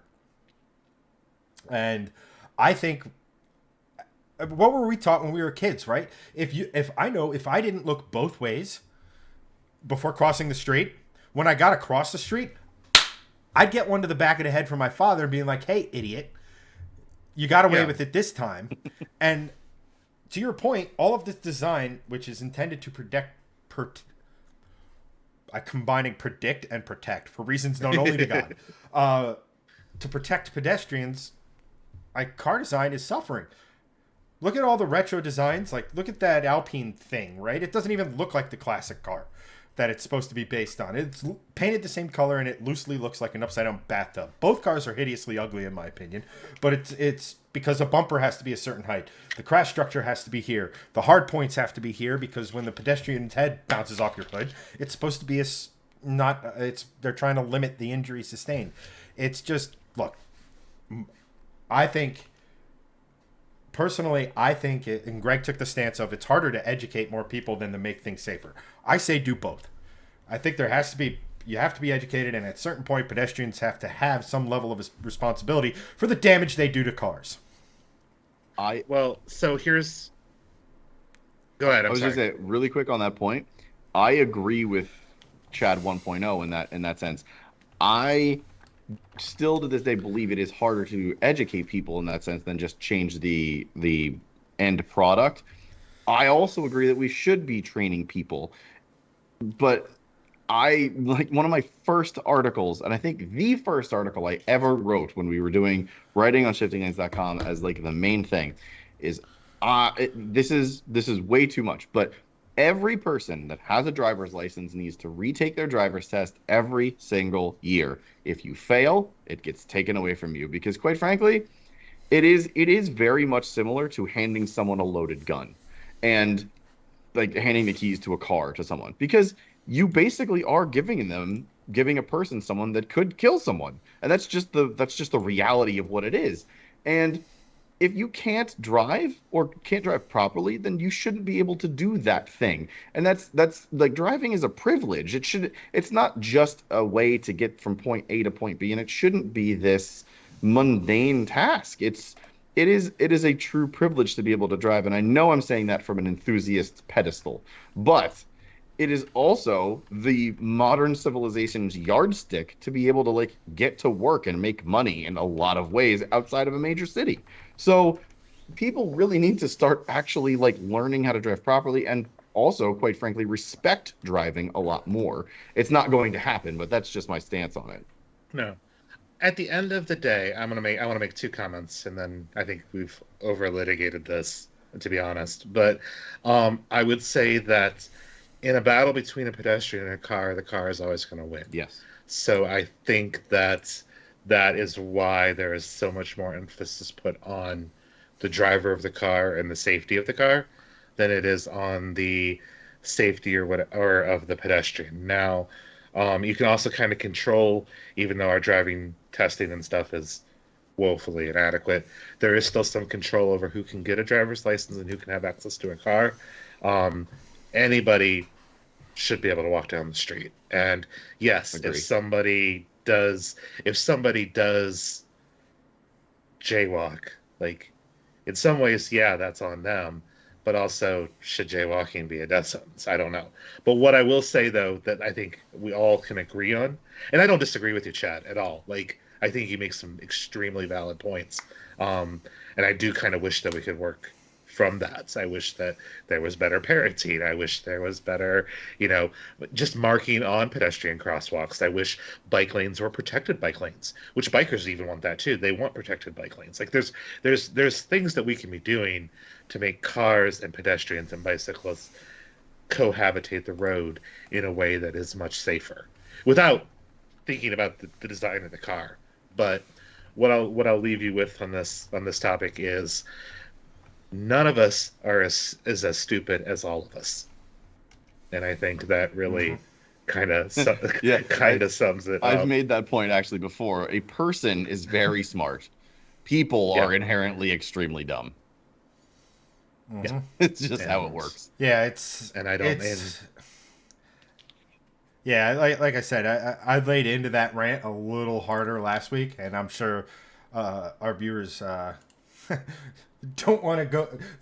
I don't know if they don't like. I guess they kind of enjoy me going off on unhinged rants, but unique. You have some new and unique material. You have somebody in the chat saying that taking the humans out of driving isn't happening. Yes, it is. Whether you like it or not, whether I like it or not. Whoa, what is going on? What is that? I have no idea. I don't know. What just happened? Actually, what did just happen? I don't know. Hold on. Which, if you're listening on podcast, you should totally go watch us on Facebook and YouTube. I just totally had a bunch of fireworks just appear on my. I'll just leave it at that. I mean, unfortunately, it is the human, the meat bag behind the wheel is going to get, in most driving situations, is probably going to be either heavily augmented or completely replaced. I don't think that self-driven cars are going to be completely replaced. I think there will always be a place for an enthusiast to be able to drive, but probably not in city centers. Probably not on certain thoroughfares. Like, there's going to be certain places where the car is going to do the work for you. Yeah. And maybe not even in my lifetime. And I'm not happy about this. Just because I'm the EV guy doesn't mean that, like, I'm sitting here thinking, "Oh, this is great." I love driving. I love driving. I don't love sitting in traffic. I mean, I will admit that. Yeah. But, it's unfortunate. I mean, in some ways, it's unfortunate. So, but yeah, none of us is as dumb as all of us. No. Yeah. Very so, all right, chat. To those of you watching us live, specifically those of you watching who are a part of the Shifting Lanes supporter group, we had given you a homework assignment last week that I'm assuming your leader, Doug, was the only one who did. By the way, Doug and Michael, thank you for the support by donating the stars on Facebook. You guys are awesome. Appreciate the support from you all. Love you guys. Thank you very much. Well said. And you did that in your best radio voice. I like that.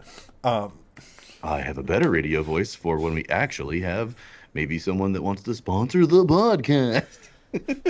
You should do the whole sponsor read that way. Like, if you find a sponsor, it's got to be the voice. I said that to Chad last week. I'm just like, when we get our first sponsor, like, I got to reach out to, like, Simply Safe. Like, I want to do what, like, Dax Shepard does on Armchair Expert. And, like, this podcast is sponsored by just bleed in with that. It's just the dorkiest, best voiceover voice I can humanly muster. I want to do it so badly, quite honestly. We have Greg and Greg reporting on traffic, and Chad 2.0 with weathers on the 10s. Yeah, then you gotta get the helicopter noise though. I wish I had a soundboard. I'd do the whole. Well, we don't need a soundboard. That worked out swimmingly. Yeah, no. Where's the guy from Police Academy? We need to hire him. Oh, yeah. Not to go completely off tangent, but have you ever seen? I forget what late night show he was on, but where he did, I think it was "Whole Lot of Love" by Led Zeppelin, and oh yes, I've seen that. It crazy. is insane because, like, he is seamlessly moving in between, like, doing the sounds for the drums, the guitar, all that stuff. It is hugely impressive that he's just making those noises with his face. So, just real quick before we move on to our last topic of the evening, let's see here. We did that. We're gonna go here and talk to Chad a little bit here. We're talking about in-car infotainment systems. Steve tried to figure out Honda Link and failed. I mean, some of this stuff in the cars today is like, I will say this: the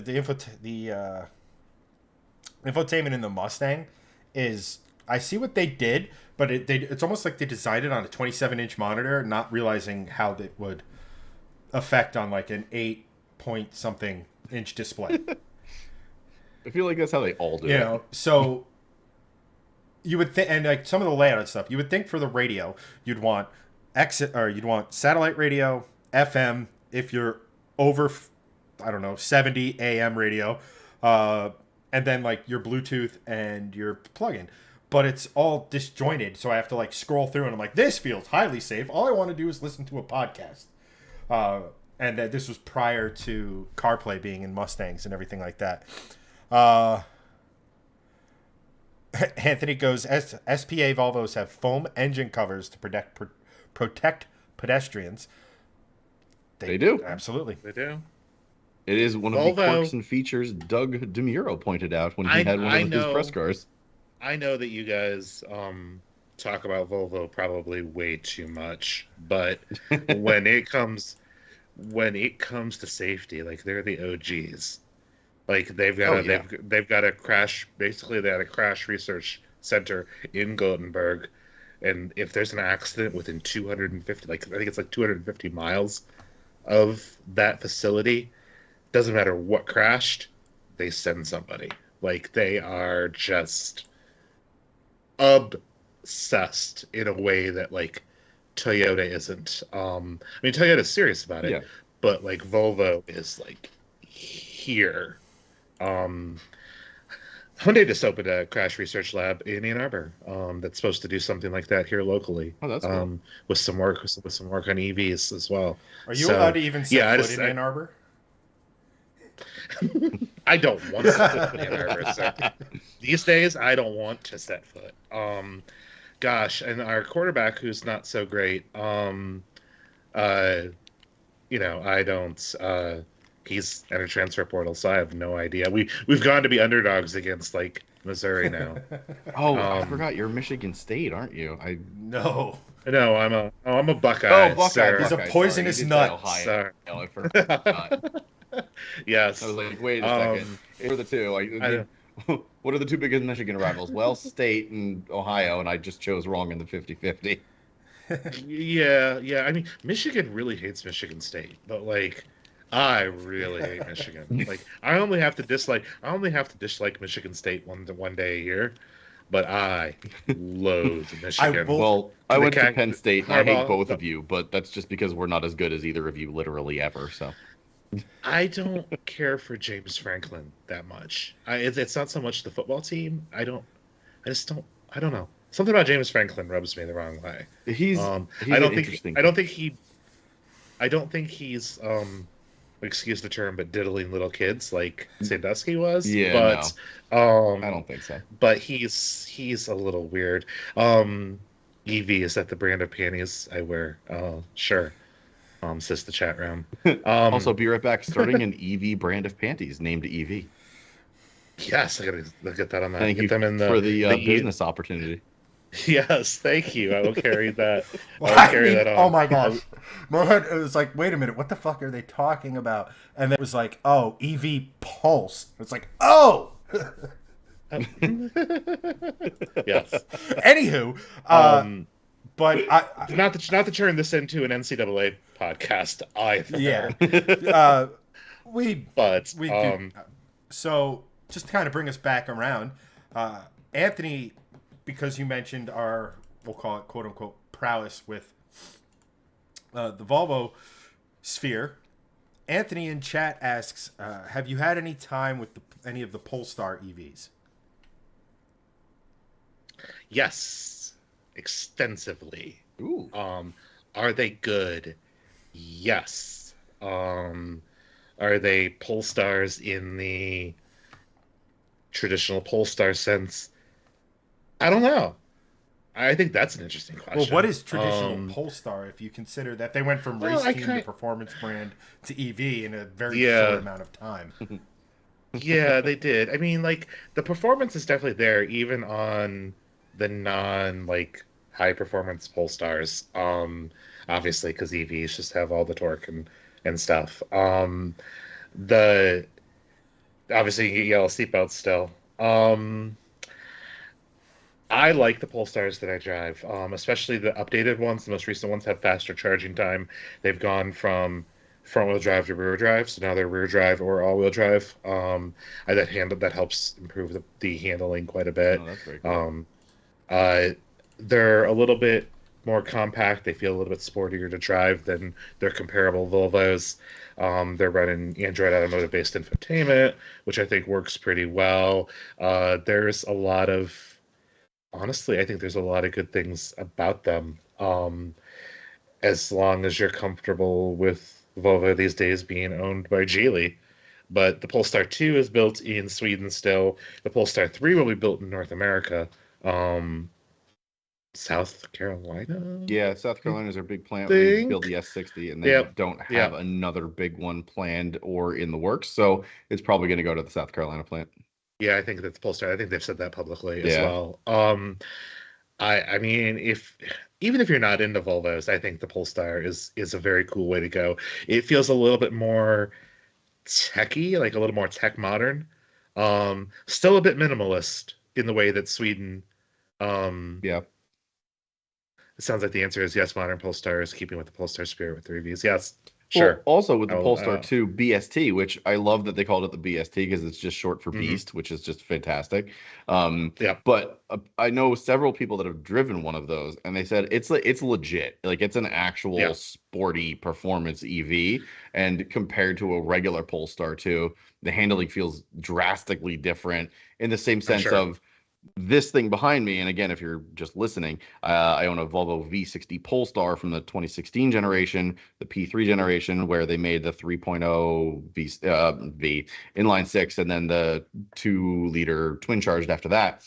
But apparently, and another person in chat, Anthony, has the R design version. But just from the R design version to my version, the Polestar version, they made 80 changes, including springs that were 80% stiffer than the R design. So like Volvo knows how to make a upgraded performance version of what they've got. And Polestar, of course, Mhm. being an extension of Volvo in that respect.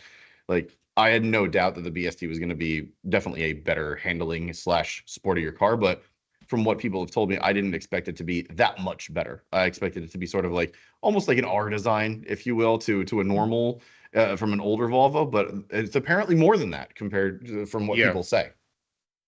yeah. I think that there still is some delineation, I sort of think, between like Volvo and Polestar. Like, I Yes. think that just now it's a completely separate brand. I think modern day Volvo EVs feel they're a little bit more comfort focused. Hmm. Still very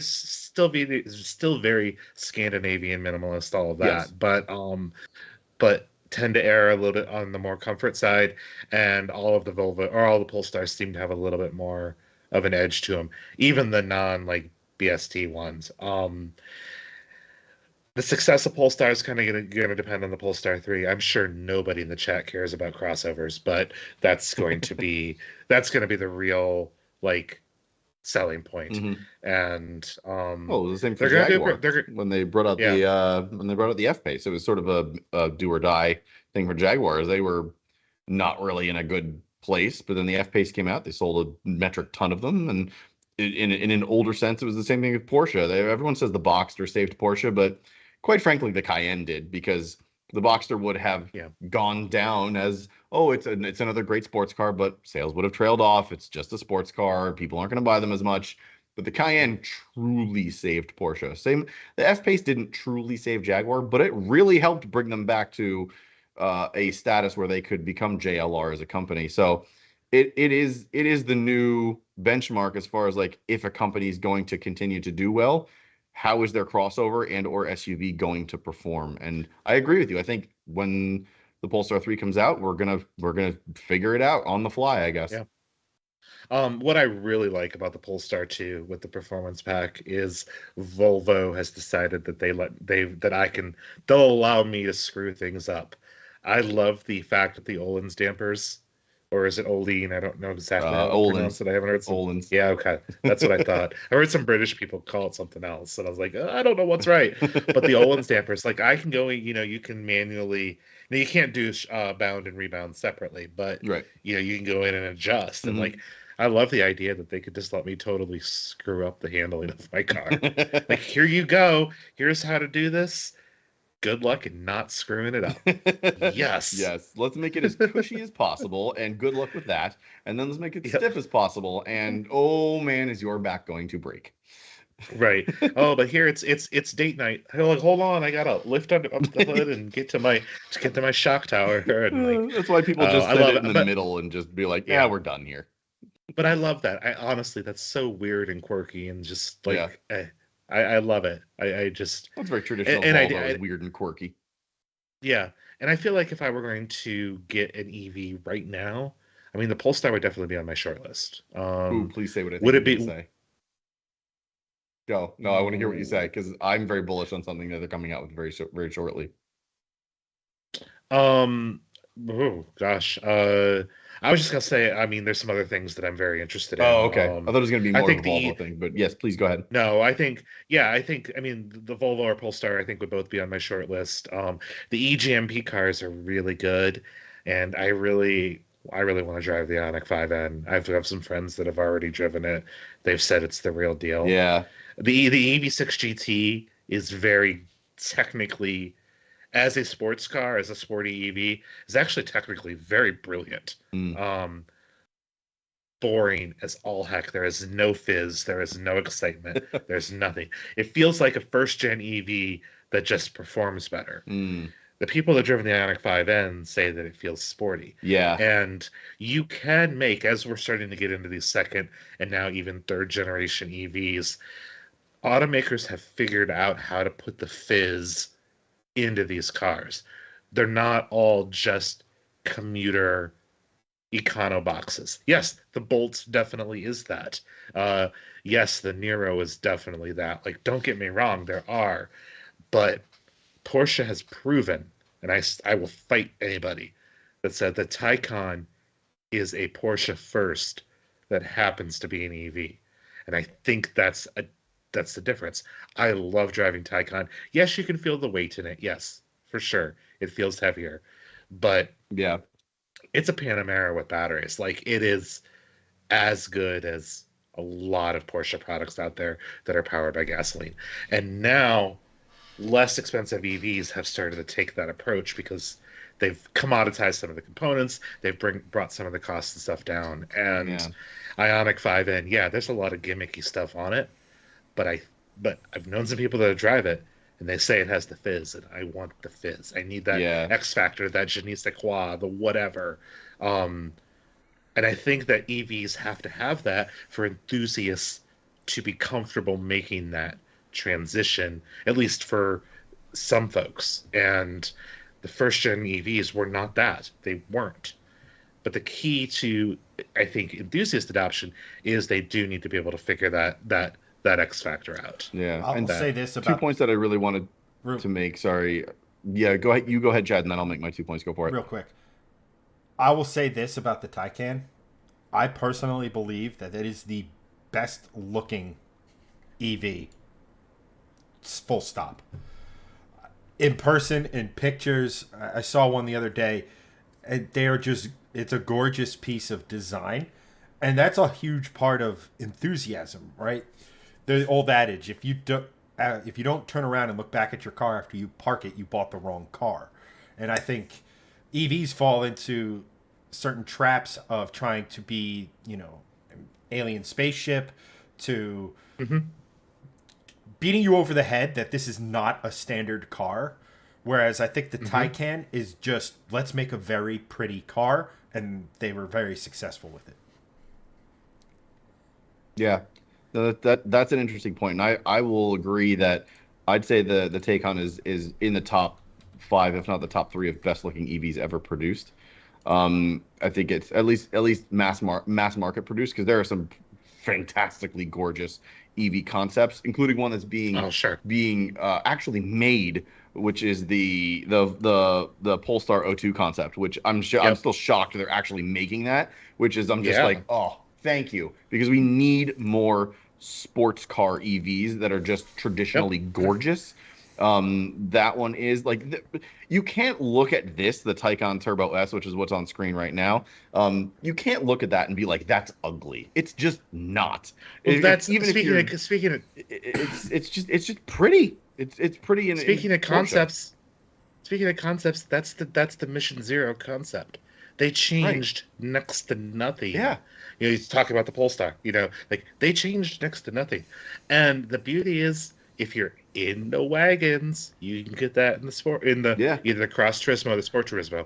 But the good money, the smart money, is the Taycan GTS in Sport Turismo trim, which is the only one we get in the U.S. in Sport Turismo. Oh.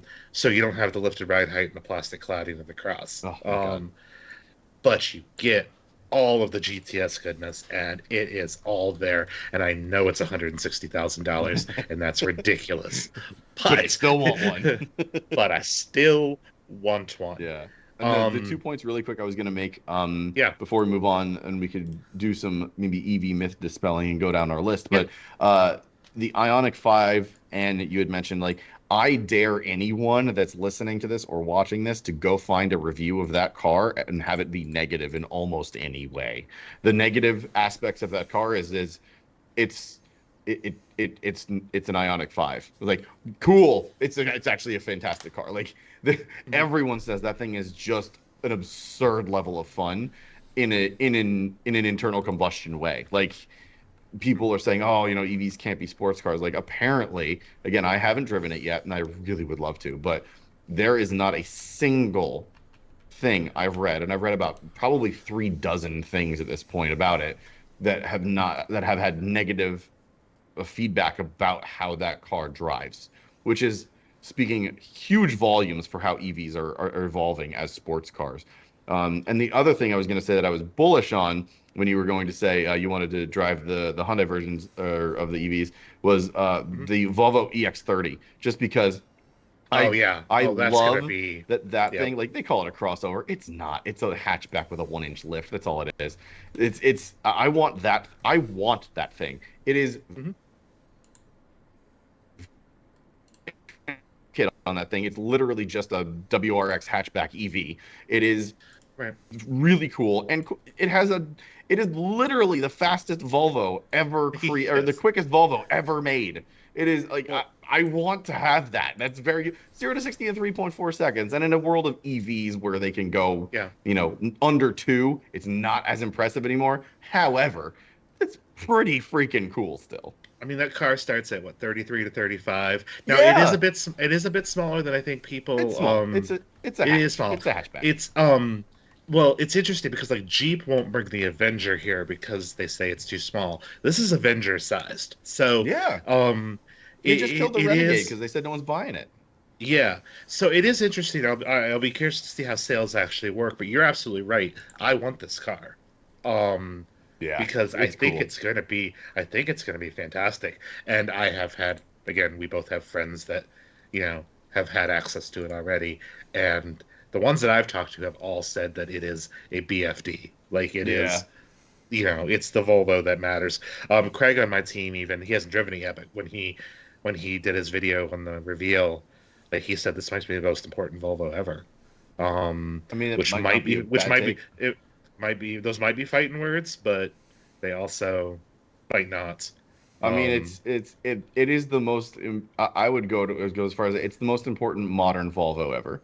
The 240 might have something to say about that. Sure, but, I wouldn't disagree with you. I mean, it's if this is important to Volvo as the Polestar 3 is important to Polestar, this is on that same echelon of, like, this is like the next thing. If they can make this work, if people buy it, then Volvo is truly going to succeed in the EV realm, I feel. Yeah. In North America. In North America, correct. Yeah. I want to add that asterisk. Yeah, I always speak domestically in that respect. Yeah, they're doing okay in Europe and in China. But, yeah. I mean, well, in China, I think they're just going to keep continuing to slay numbers as they continue to evolve there as well. Well, they're the home team because Geely's the home team. Right, exactly. By the way, Volvo not a Chinese company. Just want to throw that out there as we get many comments still on our Volvo videos that Volvo is a Chinese company. No, they are not. They are just owned by a Chinese company because Volvo was not an American company when Ford owned them. So everyone, please shut up. Thank you. That The end. I know this might be different to what some of our more hardcore Volvoists in chat will say, but I think the FOMOCO years of Volvo was Volvo's most interesting time period. And it's not for anything that Volvo may have made, even though the C30, which is the Volvo, I love the C30, which was my dalliance with Volvo, was an amazing little car. And I would love to have the money to bring one of those back to the channel, but do something completely different with it. But unfortunately, I haven't won Mega Millions yet, so we're here. But I love the fact that what was your Aston Martin, Greg? It was an 06? 07 V8 Vantage. So Greg's 08 or 07. Wow, he just said it and it went right out the other. I literally just gave you the number. What are you doing? It was like one of those things. My brain just nope, you are not going to absorb that information. 07 V8 Vantage. So the 2023 V8 Vantage. Cool. So the Ford Econoline. But part of me loves the fact that the Aston Martin team puts so much stuff on. So the wing mirrors are straight off of an XC90. The key is a slightly different.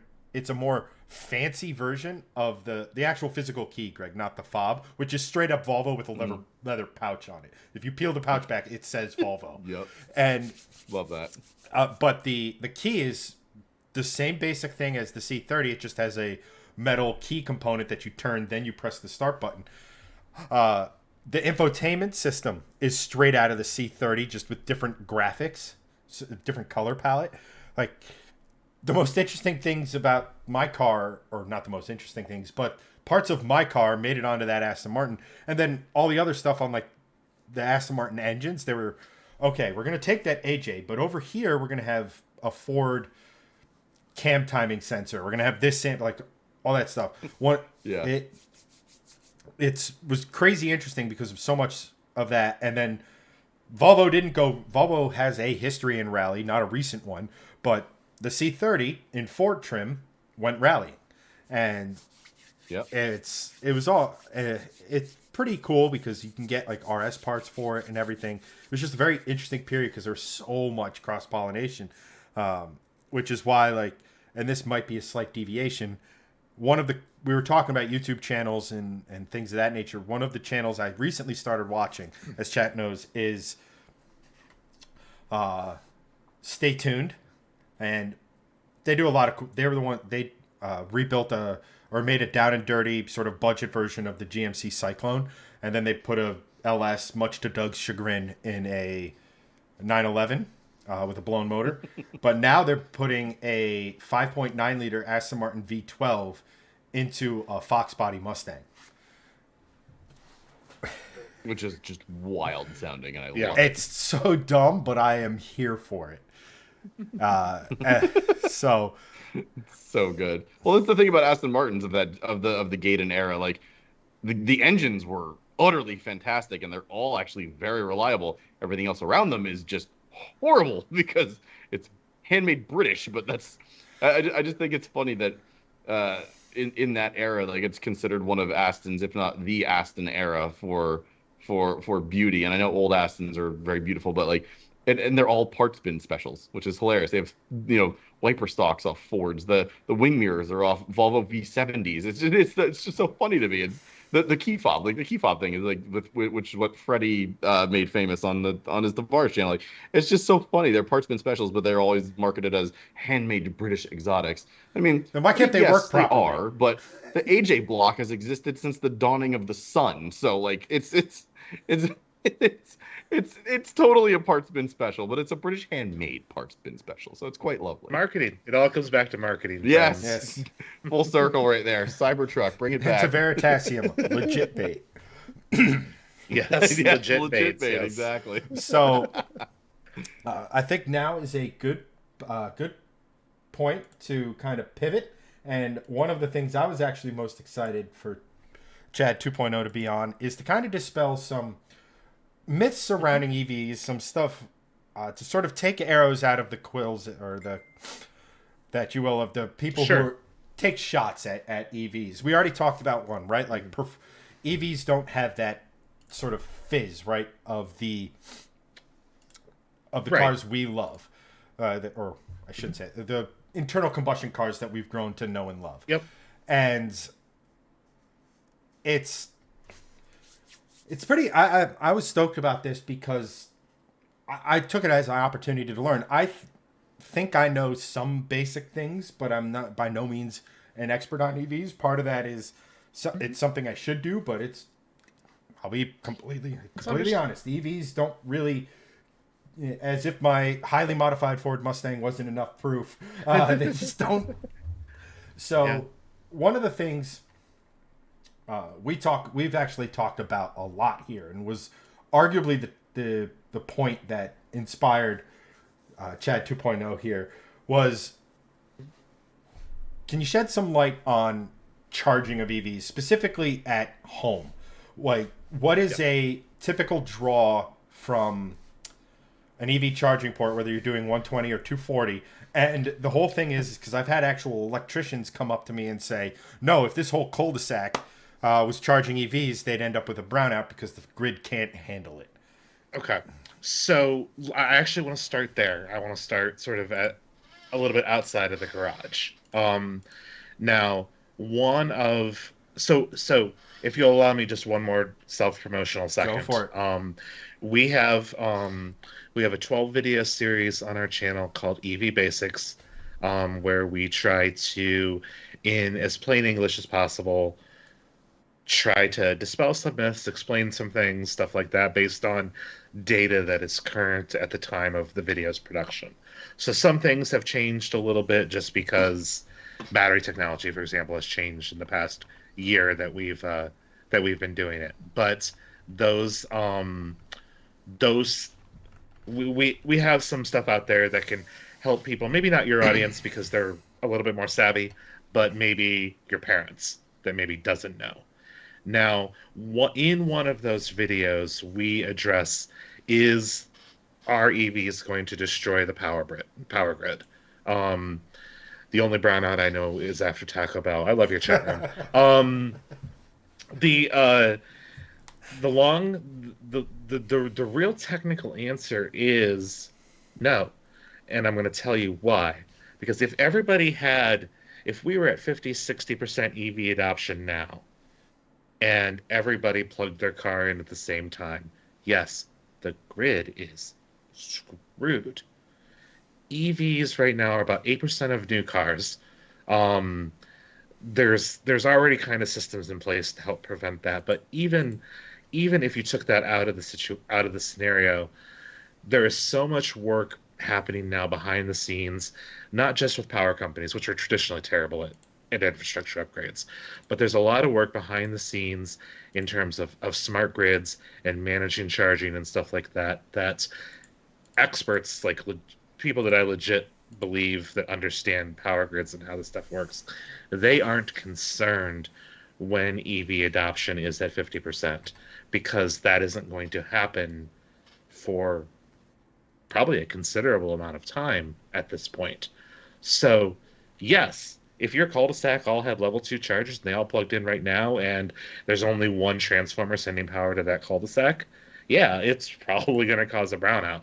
But even within your cul-de-sac that you have, you do not have that many EVs drawing that sort of current. So I don't believe that we need to worry about the grid. Now, people will say, oh, there's rolling blackouts and brownouts in California now and this and that. Yeah, because they have a deregulated power grid that has been mismanaged for decades, and it's not because of the EVs. It's because of, excuse the language, but just shitty management. Like that's and that doesn't mean that crappy management isn't always going to be there, but there is a lot of there's a lot of work happening behind the scene in Texas, which is notorious for having a horrible power grid because they run their own separate from the national grid. They're one of the largest wind producers in the country, and there's a reason why, like Tesla offers now, residents in Texas that own a Tesla can unlimited charge off peak for $30 a month because all of these wind turbines in West Texas, where all this flipping wind is, needs load on the grid at night. Everybody goes to bed, and there needs to be load on this grid because there is not enough way to save all of this energy. So they're incentivizing people to use this power overnight. The only reason why the grid didn't fail worse than it did the last time it failed during the freeze was because of all of the green energy power grid stuff that is happening in West Texas. Yes, could they be better? Absolutely. But that's before you even start talking about vehicles that have V to L, where you can talk about microgrids. So imagine that same cul-de-sac, if there's one particular reason why there needs to be a draw of power, you could, if there was an EV in every garage, you could pull a kilowatt hour out of 10 different cars, and now you've got 3 weeks worth of one house electricity without significantly hindering that. So there's smart grids, this two-way power, there's all of these things going on that when EVs become legit mainstream, there should not be a cause for concern about that. Yes, if we were at 50-60% today, we'd be hosed, but we aren't, and we're not going to get there anytime soon, regardless of what automakers are telling you. And seeing how a lot of automakers are slowing down their EV deployments, I think they're starting to also realize that too. EVs aren't going away, they aren't pulling back, but they are slowing down. And when we get there, it's not going to be a concern. Now, your house. If it was built recently, you probably have 200 amp service, which means you can devote a 50, 60, 100 amp breaker to your EV charger, typically without a lot of additional expense. You spend $300 to $500 for the charger. You have a friend that's an electrician, you give him a case of beer, and you've got a level 2 charger installed. You can get if you're already upgraded, like you can typically find an electrician to do it for less than $500, even in California. We had an employee that lived there. He needed a level 2 charger installed. He didn't need a panel upgrade. It ended up, I think, total costing us as a company $1,200, and that was $500 for the charger. Wow, so that's not bad. So that can be done. Now, if you need a panel upgrade, if you have a house that's a bit older that maybe only has 100 amp service, there's a couple of things that you can do. What we've been recommending up until a few weeks ago is, bring an electrician in, upgrade the panel. Problem with that is if you live in a state with maybe a lot of permitting, something like California, that can be a very expensive proposition going from 100 amp to 200 amp service. I've seen people spend up to $10,000 to get an EV charger installed. That is ridiculous. There's a company based out of Denver. They're called Emporia EV, and they're the only EV charging company right now that sells a code compliant load management system. So what you do is for $599, so it's the same price as other people's regular chargers. I'm going to sound like a salesman for a second here. I'm sorry. But for the same price as some other people's chargers, you get this charger plus this load management system. And what this intelligent load management system does is it watches your power usage. It monitors when you're using your dryer. It monitors when you're using your air conditioner. It monitors when you're using your microwave. And when you are using those, or when it anticipates that you're going to use those, it will limit the power to the EV charger so that you don't trip the breaker or start a fire or anything like that.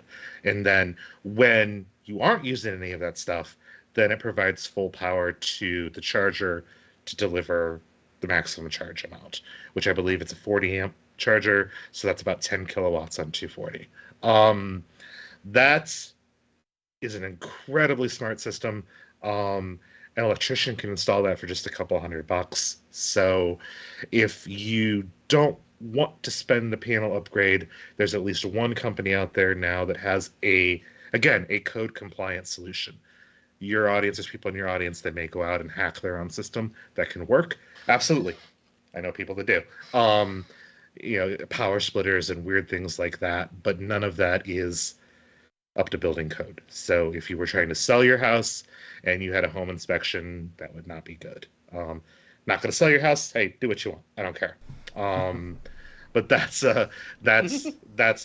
And a level 2 home charger at whatever power you deliver. Basically, the circuit from the box, you have to go 20% higher. Code requires 20% higher than what the charger is capable of. So if you have a 32 amp charger, you need a 48 amp circuit. If you have a 40 amp circuit, you need a 50 amp. If you want to deliver 19.2 kilowatts, which is like the maximum on the Taycan or the Lightning, that needs an 80 amp circuit, which means you need 100 amps to the box.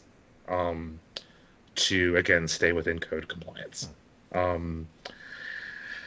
Basically, level 2 is much more efficient than level 1. Level 1 charges a lot slower. It's 120 volts, typically somewhere between 6, 8, or 12 amps. Some cars will let you adjust it. Like if you're confident your house won't burn down, like the Bolt's EUV will let you choose 12 amps, and that cuts like 3 days off your level 1 charging. But realistically, now as the world exists now, so not in the future, now 80% of EV owners charge at home. 70% of licensed US drivers live in a home, not an apartment or a condo or anything like that. So for those 70%, a home charger solves nearly all of your issues with EV ownership. DC fast charging, yes, needs to be better. It's terrible. I will tell you how terrible it is. I promise you, it's the worst. But most people aren't even using it, or if they are, they're only using it once or twice a year. So we as auto journals, especially people who cover EVs, we sort of over-index how bad EV charging is, public charging is, because it is terrible. But the reality is owners aren't using it that often. Most people drive 40 miles a day. If you have a 300-mile EV and you're only plugging that in once a week.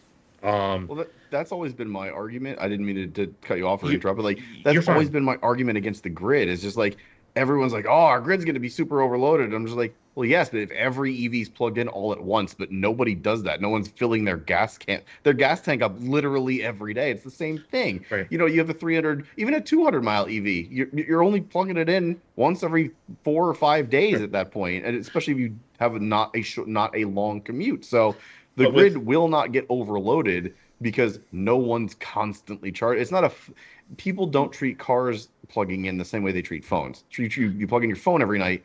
Most, if not all, EV owners don't plug in their EV every night. Right. But as grids get smarter, and power companies are already putting smart meters in homes, right. Like as all of the stuff gets quote unquote smarter, it no longer, even if everybody did plug in at the same time, it ultimately won't be a problem because of that intelligence that's working. Right. Now, is all of that intelligence there right now? No. Just like charging if you live in an apartment. Like, yeah, that sucks. But maybe an EV is not right for you right now. Maybe you like the Ioniq 5, but you live in a place that you can't charge at home. I can tell you, you're going to get annoyed as AF having to go treat a DC fast charger like a gas station. People who treat DC fast chargers like gas stations have the worst experience and are most likely going to go back to a gas car afterwards. When you have access to home charging, you do not make that transition back as your main car because you start every morning with a quote-unquote full tank of gas. You never go to the gas station. It's always just there. Your driving isn't more efficient just in distance, stuff like that, but you're not making that side trip to do that. So, that home charging that can be expensive. It absolutely can be. Some new EVs, when you buy, they give you either a credit or they work with a company like Qmerit to help come in and set some of this stuff up. If you are worried about super expensive panel management sort of stuff, like I said, there is a company. I do have an affiliate code if anybody cares. But even if you don't, it's absolutely, it's extremely intelligent hardware. And there's going to be more companies like that coming that understand, like, look, we cannot do this. Now, you take a city like New York City. That's probably not a car solution city. Like there probably shouldn't be cars in New York at all. I mean, outside of taxis and probably Uber, the extremely end. rich That's people. pretty much all. Well, that's Yeah, that's like the direction the city's going with the well, right. congestion charging has just started. So, but the thing is, like those parking garages and stuff there, those were built back when, like, Edison light bulbs were a thing. Right. So, it's next to impossible to upgrade the power to a parking garage to accommodate multiple EVs in that parking garage. Now, there are companies that are out there working with like mid-level cities, think like a Detroit, a Dallas, something like that, that are working on ways to upgrade parking garages and multi-level parking structures um, to handle that sort of thing, and to help those renters and folks like that have access to it. But there's simply not enough power going to the island of Manhattan to handle every single car on the island being an EV. But that isn't the way transportation makes the most sense there on Manhattan. So it could potentially be expensive, but as time progresses, Chad, it gets there are things that are getting easier. I know that was a very, very, very long way to answer your question about home charging, and I hope I did. No, you were. And if I didn't, I can be a bit more specific on certain You were. things if you want. I think that was just about perfect. Okay.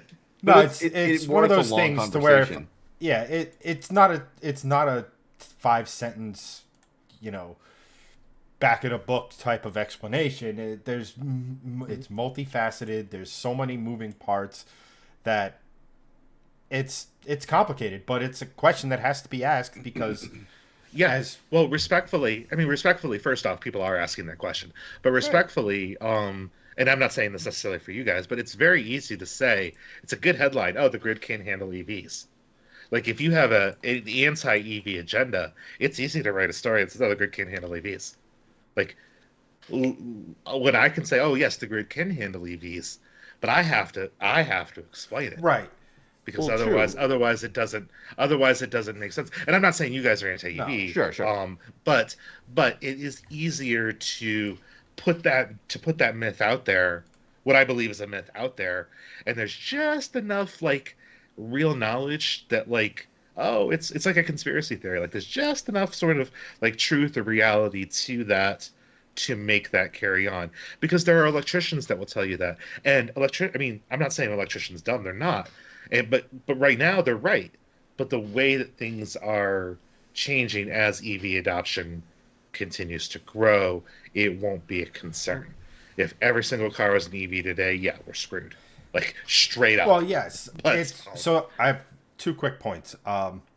Number one, anytime there's a new technology, there's the people who are quick to embrace, and there are people who are quick to try to shoot it down. Because human nature is somewhat to be set in your ways. It's the old argument that when internal combustion first came around, our beloved internal combustion, the steam-powered car companies referred to internal combustion as explosion cars, as sort of their anti-new thing agenda and things of that nature. Mm-hmm. But just to sort of overly simplify it is that if the grid and everything evolve with the way EVs are evolving, we should be okay regardless of EV adoption. If that, and that's more of a question. Like, is that a correct way of thinking? Yes, that's how I would. Now, if something were to happen, that development on the grid side stopped, for some reason, like if some reason those 2 things split apart, then yeah, maybe we would have a concern. But I don't see that happening. And the automakers have a vested interest in helping the power companies work on this. And don't get me wrong, power companies are terrible. DTE is terrible. PG&E, I'm convinced it's killed people. But like, well, back to the California fire stuff. But like, they don't have a lot of incentive to upgrade the grid, but the car companies do, and they're the ones working on the smart grid tech. And the power companies are realizing, like, look, with their help, we can figure this out. And I think that's how it's going to. I believe that's how it's going to continue, and how people way smarter than me, because I'm not super smart, have described it as well. That's why Ford bought Electrify. That's why I'm trying to think of this other company off the top of my head right now, and I can't. But there's a lot of really smart people working on it. Gotcha. Okay, so we're gonna actually go to the chat for the next one. And I'm sort of using, Anthony, yours. I know you want like numbers and things of that, but let's first talk about EV fires, right? Let's do that. And the common thought about EV fires is that lithium gets hot, lithium catches fire, and you cannot put the fire out with conventional means, which means that fire companies, fire stations and stuff have to have specialized equipment to put out an EV fire, and if not, you end up with just something that has to burn to the ground. And I mean, and to that end, there was just actually, I just saw on the news today that there was a big house fire in Brooklyn because an underground, yes, these things exist, an underground EV bike shop was messing around with lithium-ion batteries. So, yep. All right. So I actually want to talk about bike shop. I want to talk about bike shops and stuff first before we talk about EV fires, if that's okay. Yeah, the floor is yours, sir. And the reason why I want to talk about them is a cheaply, poorly made Chinese e-bike that doesn't have to go through any sort of certification is not the same thing as the battery that's going into a car. It's not even the same thing as the battery that's going into your cell phone, to be completely honest.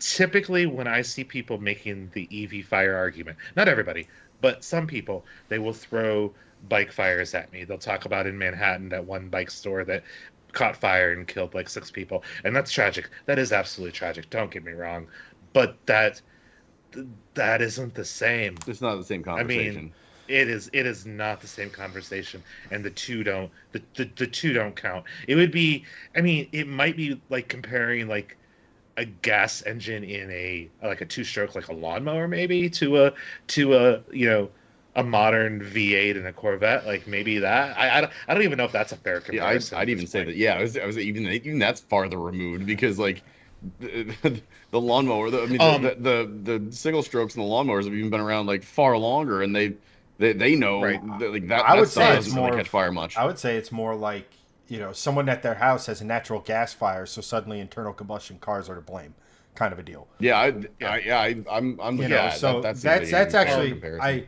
I had a feeling, or not a feeling, but I figured that the stuff that's going in these e-bikes and what have you wasn't at the same level as what's going into cars, because one, cars are way more regulated, like you said, and two, these e-bikes need to sell to like regular people, so to speak, and I feel if you put that same level of battery from a car in a bike, they'd price themselves right out of a lot of markets.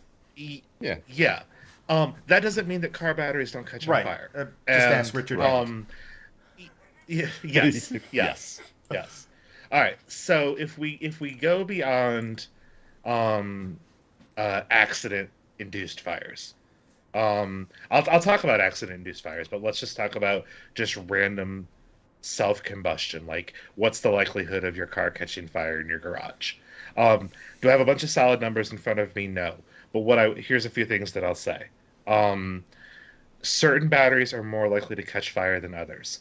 A LFP, a lithium polymer, like an iron phosphate type battery, typically does not have the same thermal runaway issues, which is the industry term for fire. That don't have the typical thermal runaway issues that a more traditional lithium-ion battery does. So, for example, the base battery in a Tesla Model 3 is an LFP battery.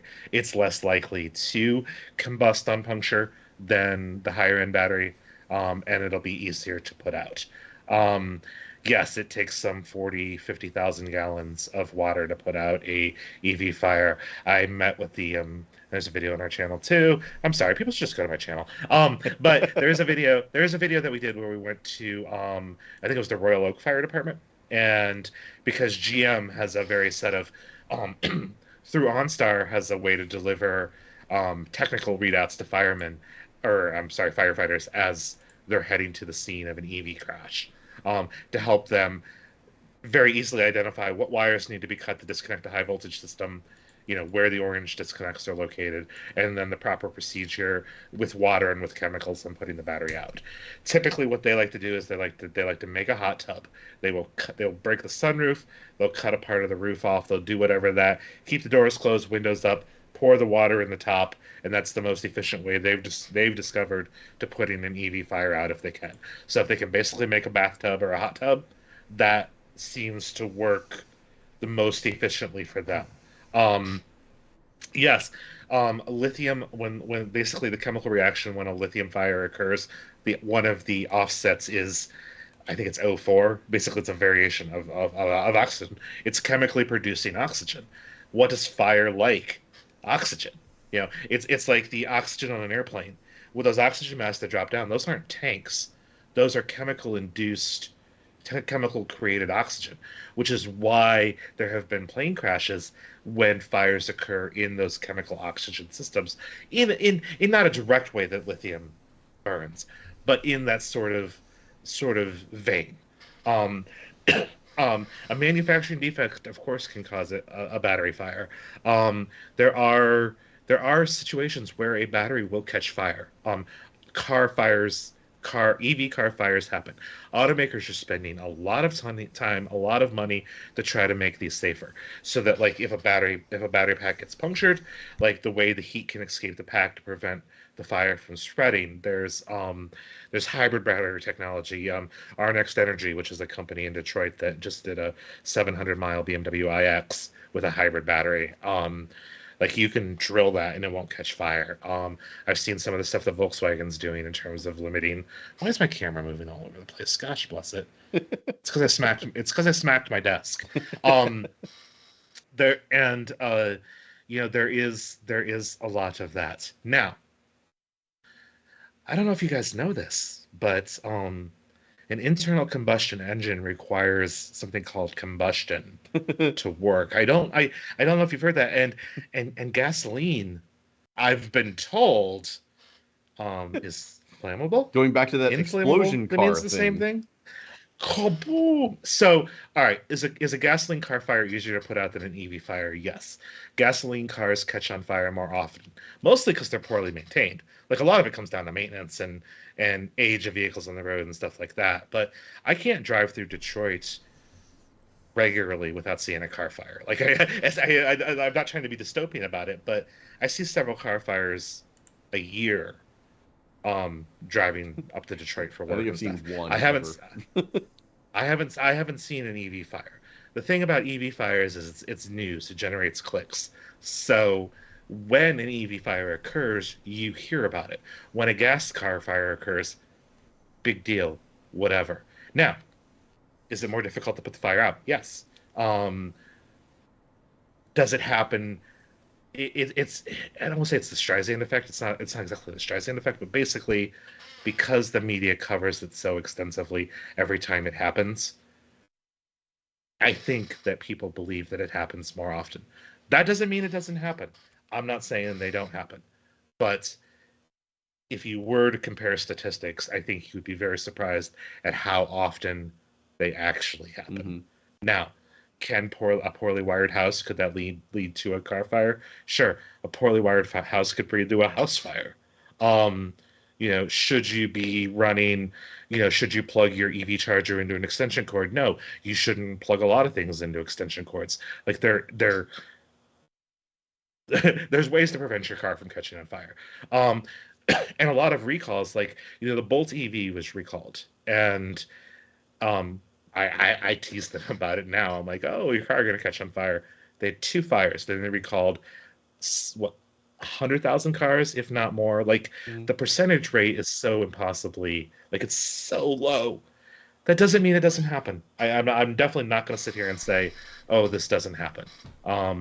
And the automakers are actively working to make them safer, because nobody wants the story printed that their car catches fire. To your point, it's percentage of reports, right? If a car catches fire on Route 80 by where we live, it's not news.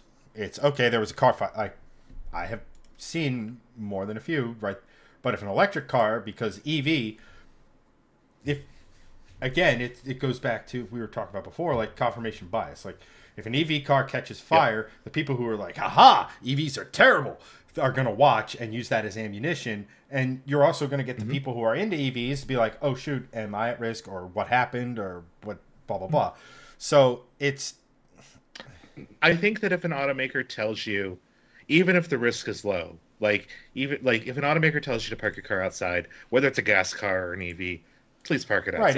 Right. It's very unlikely anything will happen. But it's like that's an interesting in one. Greg's world. It's like it's when the guy talks ridiculously fast at the end of a pharmaceutical commercial, right?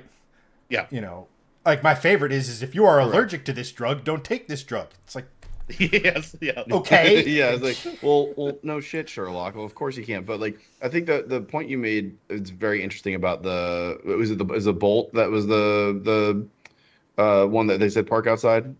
So yeah, that was one of them. Yeah. That was one. The recall thing is very interesting because people made such a huge thing about it. And you said there's two of them. Cool. Well, there was also a recall just done on a Honda V6s, which are generally considered in the internal combustion community as one of the most bulletproof engines of all time. And there was something with a cam wearing issue where it could actually start grenading your engine. They found it on one car. One. And they recalled, God, I think it was like 330,000 of them or something. Yep. Like, did anyone hear about that one? Where's the big sexy headline about that? Like that, it is disproportionately overblown when it's an EV thing because we have 100 years of internal combustion backing everyone's ideology on that, where we have essentially 10 years of real true EV mass market stuff backing it, where again, it's the big sexy headline and people trying to vilify EVs in that sense of like it's new, it's exciting, but it's also evil, and it's very blown out of proportion in a lot of ways. I feel the follow-ups and corrections never hit the same way as the original story does. And what I want to mean there is like the two big ocean carrier liner fires, like the one that took Matt Ferris' car to the deeps. That he had to have replaced. Like, right. It turns out everybody's like, "Oh no, it's the EVs." There were two different ships. Everybody's like, "No, it's the EVs that caught fire." No, it wasn't. Did the EVs burn? Yes. Did it make the fire worse? Maybe. But those boats were sinking already because there was the investigations that discovered that one of the gas cars, or I think the other case was a problem with one of the boats, like an electrical problem on one of the boats that caused the fire. But it's also scary to think that the fire can burn underwater on an EV because, again, oxygen production, Right. But those boats were heading to the bottom of the North Atlantic anyway. So, did the EVs help it get there a little quicker? Maybe. But it was going down regardless. But it was not EVs the cause sink Titanic. of that. Got it. Well, right, but that's a great point because that would be the headline, right? It's like EVs sink massive cargo ship. It's like, well, I mean, they helped, but they didn't. Like, they weren't the starter. So, but that is inherently what we're getting at here. Is like, take it with a grain of salt and don't just jump to the conclusion because you read the headline. Yeah. Well, if a gas station catches fire next to a fireworks factory, like EV's fault. Well, yeah, but like. But the difference here is the automakers are trying to make the fireworks factory safer. Right. And I do believe as EVs become more common and as new battery chemistries become more common, it'll be less of a concern. But I mean, a cell phone battery can catch fire. I mean, there's a reason why you can't put lithium batteries in the cargo hold of an airplane, because if one catches fire, you won't see it until the plane's, again, until 230 people are dead. Right. So there are different ways that we've got to think about it because battery chemistry is just inherently different than gasoline. And I think a lot of it is more, again, to Greg's point about how the internal combustion car has been around for how long? And people kind of have that idea of, okay, gas catches fire. We know it needs, the ignition source, but if you're not careful, you could flick a cigarette, you could have a spark, blah, blah, blah, catches fire. Okay, how do we put it out? Well, there's couple different things. I think there's just a level of ignorance, maybe misinformation or lack thereof, or knowledge base on the average consumer about how how lithium catches fire, how it's put out, and to your point about it creating its own oxygen, right? It's that's just people, and I think it's part of it. People don't know it because it's not really out there in great droves. Sure. And then you have other people who just don't care enough to actually do the time when it's just much more sexy to look at, Richard Hammond's fire and him saying that the lithium batteries were still catching fire 3 days later. And then, okay, right. I watched Top Gear and Grand Tour. That's all the information I need. There's no further need for any sort of research, and that's just not it, Right. Yeah. It's interesting, and I think that kind of leads me into our next one. And I didn't include this on the notes because I wasn't even thinking about it, but solid state batteries are heralded as sort of the EV car savior. And I can tell by your reaction that I've struck a nerve, which meant I chose the right topic. No. No, it's good. And so is solid state really, beyond the theoretical, a legitimate path forward for EV cars? Can it, in the real world, produce the numbers that they say it can? Can it, for the same volume, can it take something that's 400 miles and turn it into 600 or more or something? And the risk of fire, they say the risk of fire is less, and that it's recyclable, which is something that, again, another myth of what do we do with these batteries? And I think recyclability is. I'm surprised it's not a question that you weren't going to ask. I mean, maybe you were. But solid state. So, long story short, solid state just replaces the electrolyte area between the two different battery chemistries in a lithium-ion battery, basically, to do its thing, and it helps transfer energy quicker. At least that's to my knowledge. I am not a chemical engineer. Please do not accuse me of being one. In theory, it's better. It's a little bit more efficient. Toyota seems to think until that technology is ready, they don't give a poop about EVs really. There's competing technologies and stuff though out there, like the stuff going back to that one our next energy that we're talking about. They have a hybrid battery that's a LFP battery for your daily driving, and then a lithium-ion battery for the one or two times you need to go beyond that. And basically it works like a range extender. The lithium-ion battery charges the LFP. When you charge at home, you charge the LFP, and like you get all of this extra range for no extra, with real no downside. So there's a lot of competing technologies out there to help improve range. Solid state can be one of them.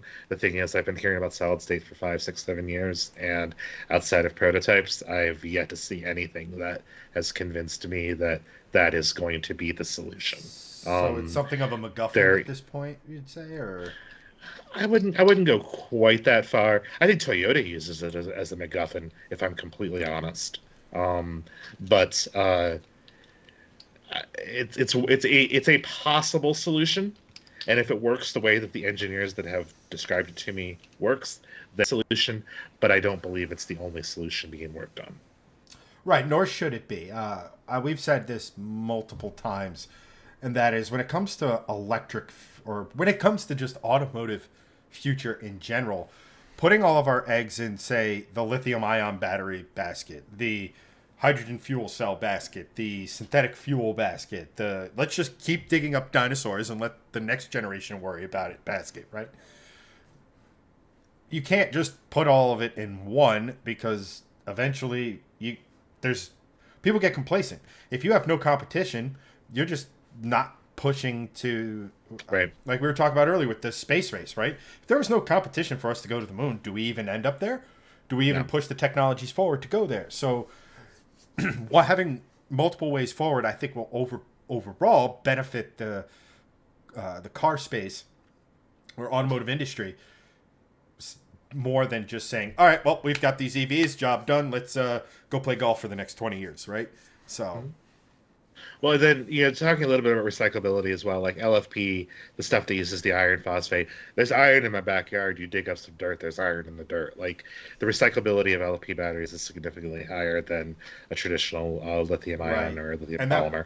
Um, there are companies also out there working now on recyclability. Is it perfect? No. There's some companies that'll take old batteries and put them in giant battery banks, like kind of massive power walls for commercial buildings. They do that a lot in Japan. That actually helped after the Fukushima nuclear disaster with the flood, after the tsunami. There is a lot of there's a lot of work being done there. It's evolving very quickly. It's not perfect now, um, but as EVs become more common, it becomes even much more financially prudent for companies to work on recyclability. So we're getting there. It's not perfect. There's not a perfect solution now. Um, but batteries are being recycled now on the regular, um, just not at super high volumes yet. Okay, because that probably the two things I get all the time when it comes to uh, EVs and EV adaptation and what have you is what do you do with the batteries? And I go on vacation once a year and I need my car to be able to do 600 miles in one shot. You Hmm. know, It's called Avis. It's called Hertz. or maybe you just don't have two cars that are EV and one of them is a gas car that you take on Right. vacation. Yeah, I mean, in a two-car household, I think one EV makes sense.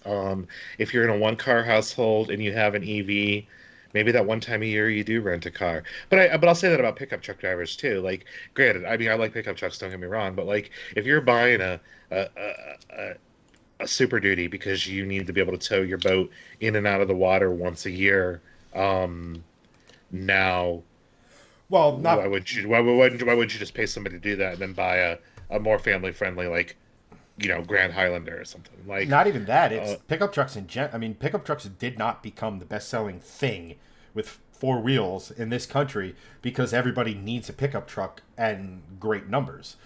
You go to Home Depot once a month, and right. that's the justification for a truck. It's I think the thing is that with EVs most of the time, it's a resistance to change, Of and course. they're look. I'll be perfectly honest. Am I the type of person that, or I shouldn't even say the type of person, is buying an EV on my radar at all? And I'll give the short answer. The short answer is no. That's fair. And it's not because I hate EVs. It's not because I wouldn't should of EV suddenly fill the what I'm looking for. And I will full freely admit what I look for in a vehicle is not even close to standard. It's not even remotely close. I mean, one, there's Right. content. Two, there's I'm an enthusiast. And three, just I like the sound of an engine, and Yeah. that's kind of the full stop Well, there. well, none of us are normal. Like, doing what we do, none of us are particularly normal. So, and I don't mean that I mean, like, our normal use. You need to buy a car for content. Like, you need to do a car for content. I need to have a car for content. Like, it becomes different when you have the unfortunate career paths that we've tried to Yeah, choose for it's ourselves. Um, and it's perfectly fine if you're not an EV. It's like I told you offline, and I'll say this to your crowd. Like, an EV might not be right for you. That's fine.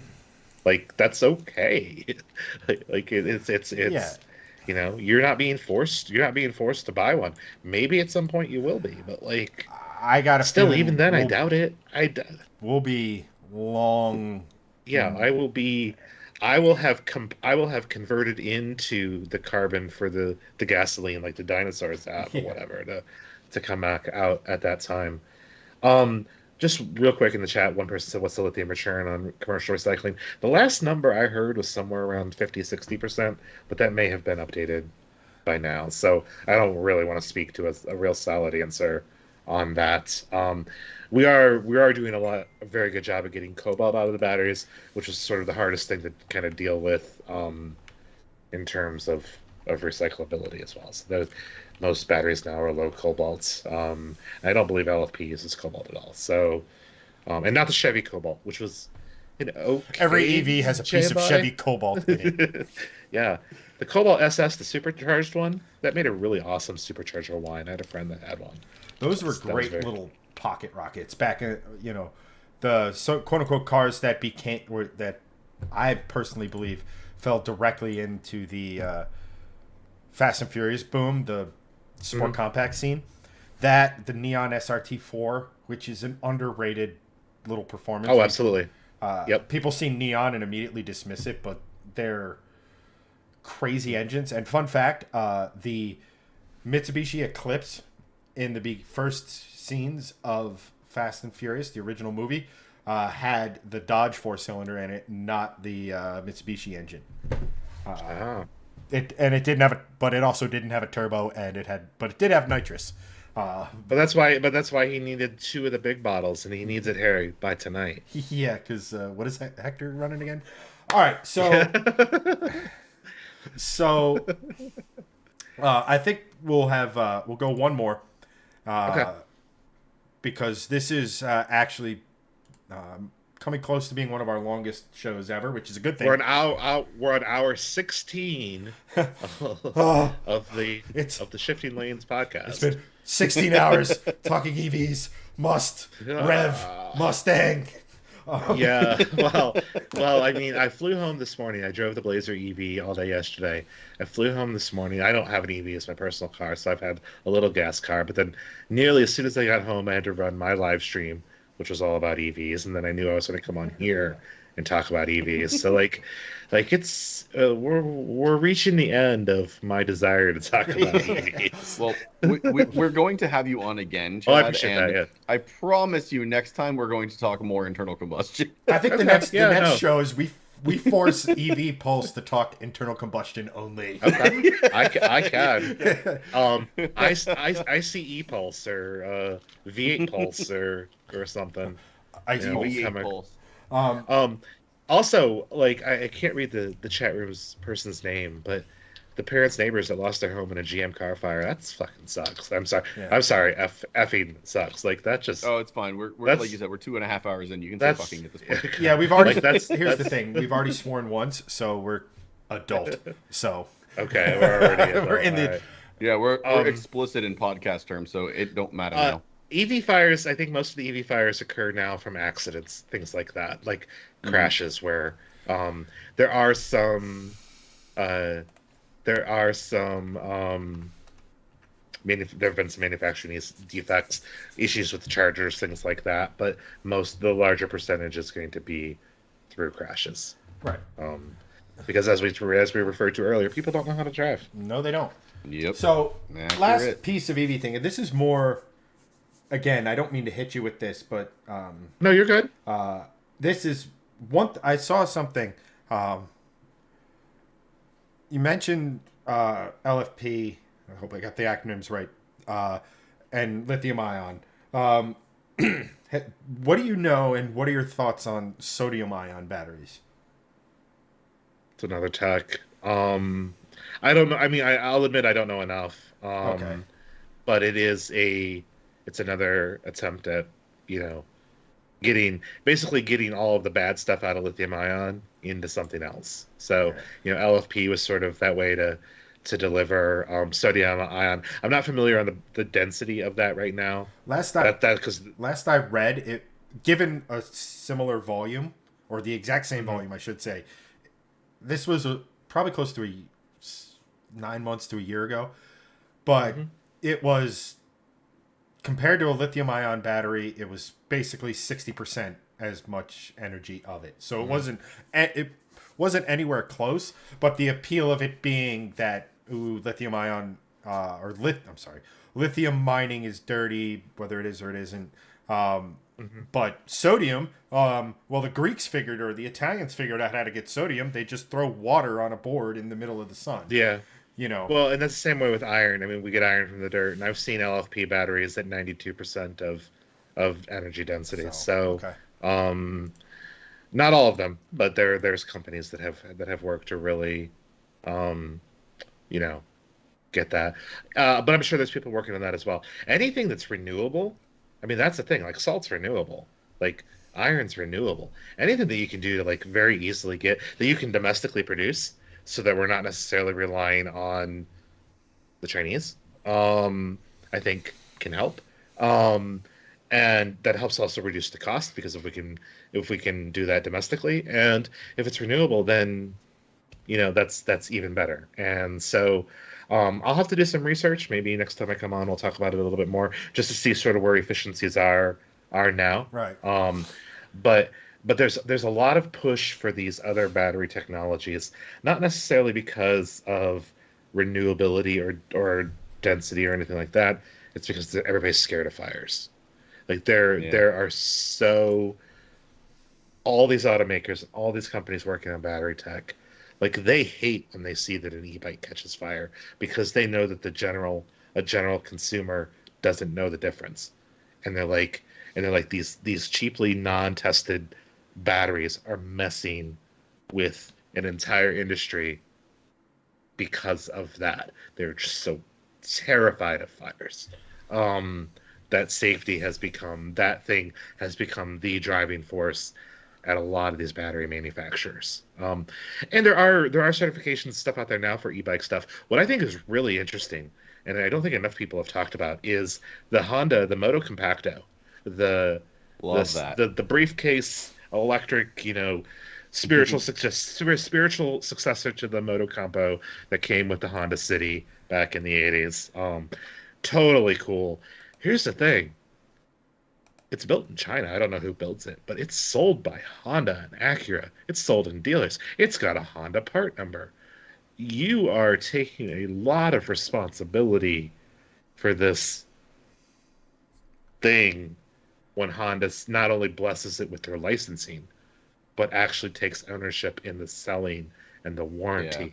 Like that is, I still don't understand why they're doing that, unless they have some sort of, whoever they partnered with to build it has some sort of safety, like they're confident in that battery tech, because like the Bugatti scooter, that's just a licensed deal. Like that's not, that's nothing. Bugatti doesn't, they just get a paycheck because their logo's on there. Like they didn't engineer it. And Honda's taking a lot of ownership in this. And I love that they made one, like just a little bike. It is interesting that they're not putting it with an EV. Like that just seems like a very natural marketing progression. It should be in the trunk. It should be in the trunk of the Prologue. There should be a way to charge it in the back of the Prologue. You drive into your city center. Yeah. You avoid the congestion charge because you're in an EV, and then that last mile from where you have to park to where you get in your office, you pull the Moto Compacto out the back and you go. Like that makes so much flipping sense. Yeah. And yet Honda didn't do it. But Honda's put stuff in the back of cars before. I mean, you can get a picnic table in the back of the CRV. Like this isn't like a new concept. So I really think, and I'm not the one that originally suggested this. I think it's Ed Niedermeyer on X, or not on X, but on Blue Skies where I saw him. But he's like, why didn't they do this? And I think that would be a fantastic idea. Yeah. And Prologue also not a Honda, by the way. Oh yeah. It's a joint venture with GM. You will be able to get Apple CarPlay and Android Auto, which on the GM equivalent of that car, you will not be able to get. So correct. But and I can't talk anymore about that because that's this car. That's right. Stay tuned to EV Pulse and please subscribe there to get driving impressions. Yeah. So that's a natural spot, I think, guys. Yeah. I did want to say one other thing, just because I want to throw this out there too. Honda walked away from GM. They were going to work together on an affordable EV, and then after the slow, what I'm assuming is the slow rollout of Ultium, they're like, thanks but no thanks, we're going to do it ourselves, and they are showing a new EV at CES. So I know way up in your chat stream 26 hours ago, somebody asked about an update on the Sony EV.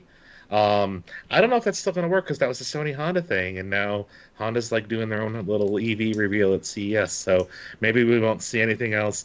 Somebody else asked about the Rivian. Their infotainment needs a lot of work still. I think their build quality is good. I like the truck. My senior editor Craig was just in one recently. It's got a full review as well as a charge curve analysis on the channel. Ooh, that's cool. I like that you can lease them now. It's unfortunate you can't lease them in Ohio. I think that's all of the questions that I wanted to hit from your chat that maybe we missed. It's also nice to meet whoever it was that went to bed 3 hours ago. Steve. But Steve, Anthony, Doug yeah, are three of the mainstays. but They asked, I think, most of the questions. Before I pimp any more of my stuff, thank you for having me on. Your audience is actually great too. I get a lot. I mean, sometimes when like the normals or the anti-EV crowd find my stuff, I have to go through and delete and ban a lot of people because they're not. It's not like they're like, oh well, you're fat, or in Craig's case, he's super skinny. Like, what's this skinny soy boy doing talking about this stuff? Like, I see some of the worst stuff, and the internet. yeah, all the internet, and Yeah. and I think your chat room asked some very good questions. Chad, you asked some very important questions. Thank you. But nobody has been anything other than extremely respectful. So I appreciate you guys. EV scares my pee. Sure. That's Wow. a perfect way. That's a perfect segue to close. Is Anthony going, EV scares my PB. That's So, great. Banned, lifetime ban. Well, here's funny. Ban That was hammer. from Anthony for like probably the first 18 months of doing this, because when I'm doing this, I have chat like right here, and I just oh, so and so said this, so I'm just the first name that's there is just what I latched onto, and it probably took me 18 months. And Greg corrected me probably like 2 weeks in that it's Mark Anthony on Facebook, but his name is Anthony. But I kept calling him Mark for probably a year and a half. Okay. So Yeah. But no, these are Doug, Anthony, like I said, Steve. We had a couple of our usual other regulars in here. They're part of our supporters group. They're awesome dudes. Guys, thank you for allowing this EVist and to join our ranks for at least a night. And definitely we're going to do more because Yes. like we've been. Well, rumor has it you talk about him a lot when I'm not here. So That's true. It just I sort might of as well keep it just sort of happens, and you're a wealth of information. I appreciate that. So, before we sign off, I know we got about 6 people here. Where can people find EV Pulse? All right. Well, again, thank you all. Thank you to both of you guys as well as the whole chat room. You've all been great. evpulse.com is the website. There is a YouTube channel associated with that, which I think is youtube.com/@evpulse. I don't know. Links Whatever. are in the description, by the way. Yeah, links are in the description, or do a search or whatever. We have, I'm going to do a little bit of promotion. We have on Monday, the 11th. I don't know when this is going to drop in audio form, but on Monday the 11th, we are debuting a video where we attempted to visit all 5 Great Lakes in a single day in an EV. So there was a the Michigan Economic Department has this challenge on their website that says go swimming in all 5 Great Lakes in a single day. We're like, okay, let's do that with an EV. We took an Aria. Did we manage to survive? I don't know. In some ways, it's Top Gear-esque. Oh, it's a great idea. I love that. One of the That is additional cool.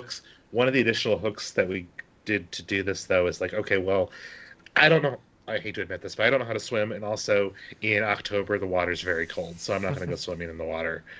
So what we did is that each Great Lake that we stopped at, we had a French press with us and a kettle, and we brewed coffee with the water from each Great Lake, which sounds that's very disgusting. cool. Which sounds disgusting, and it probably is. So which Great Lakes, which Great Lakes blend is the best? We answer that question afterwards.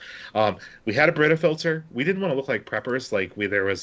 There are like prepper material type water filters that kind of like life water straw. Yeah. We didn't want to look like we were serious preppers, so we brought a Brita along, and then we just boiled the crap out of the water. But Good call. there's some interesting challenges when you have a 1200 watt kettle, because no plug in any car, non-EV, goes that high. It's like 400 watts is the max. There's no AC plug in the Aria at all, so we had to bring along a separate battery. But really, the only vehicle right now would be the Lightning or the Silverado EV that could run that kettle natively without tripping a breaker or anything in the truck. So Interesting. that's a fun fact. I won't tell you if we succeeded, but I can tell you we didn't die from drinking the lake water because I'm here. Because you're here currently. because I'm here. And then as we approach the end of the year, we have a long list. We're doing an award this year of EV of the Year. We have 16, I don't want to call them semifinalists, but basically 16 cars that were eligible that we drove, and we'll be doing that. And yeah, I would love, I mean, you know, I'm not gonna sit here and say, "Hey, go over and subscribe to all of this." But if anybody has any questions, there's a feedback form on our website. I'd be more than happy to answer anything your audience has to ask. And I just appreciate I appreciate being allowed to help try to spread some realistic knowledge. Like I said, I mean, I do like EVs. I think that for my drive back and forth to the airport, like, I think an EV would be perfect. Like, if you're gonna sit in traffic and not move at all, like, here's random 1.6 liter turbo in a CRV or an EV. Why wouldn't I just have the EV? Because it's kind of nicer in that, you know. Bombing down a back road, you know, tinkering. You know, EVs tend to be a little bit more difficult if you're into repairing your own stuff. You know, there was a comment earlier about right to repair, and that's a whole other can of worms. But you know, if you're just gonna sit in traffic, consider an EV. Because it's kind of nicer. Now, unless you like that experience of sitting in traffic in the car that you have, no, then do that. But I mean, if I needed a car that required, like, let me put it this way: if I was commuting in such a fashion that required me to sit and stop and go traffic for extended periods of time, Mustang ain't it. Yeah, but I would then, coming from a hardcore Mustang enthusiast. I mean, as nice as the clutch is, it's nice that it's just a raw vehicle where all the parts that I put on it that are for performance. And if I was commuting an hour a day or something like that, and I was like, let me just slap something with an automatic in there and go, EV 100% I'd think about, because I feel like at that point an EV is more like a compact EV is more interesting than a compact regular car. Mm-hmm. Yeah. Yeah, I mean, next time we could definitely talk a little bit about right to repair. I mean, it looks like, Mark was the one Anthony. that said, sorry, Anthony. We just talked about, that's his name. His name is Anthony, not Mark Anthony. He's not the singer. 07 Aston, the 06 Aston. Yeah, he's not the guy that dated J-Lo or, you know, makes Hispanic music. Or maybe he is. We didn't talk at all about, I think, e-fuels, the synthetic fuel stuff. Yes. I don't know if you guys to hit on. But that's a big Gregson thing. Midnight.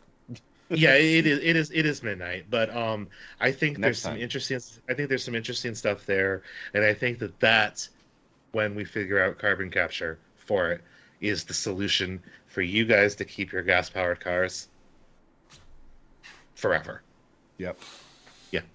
Yeah, I totally agree with that. And in short, yeah, that is another thing I'm very bullish on. I think it's going to happen. It's going to happen, not now, but it will. I mean, they're clearly vested in it, so it's going to happen eventually. But we'll see what the next decade or two brings for next time both on EVs Dragon Ball and Z and synthetic fuels. Yeah, next time on Dragon Ball Z, Goku creates a synthetic fuel with Porsche. Oh God, there's so much, but we've been on for so long. In a world. The best thing about this is that we have a ton more to talk about, and a Hyundai EV from 1995. What is it?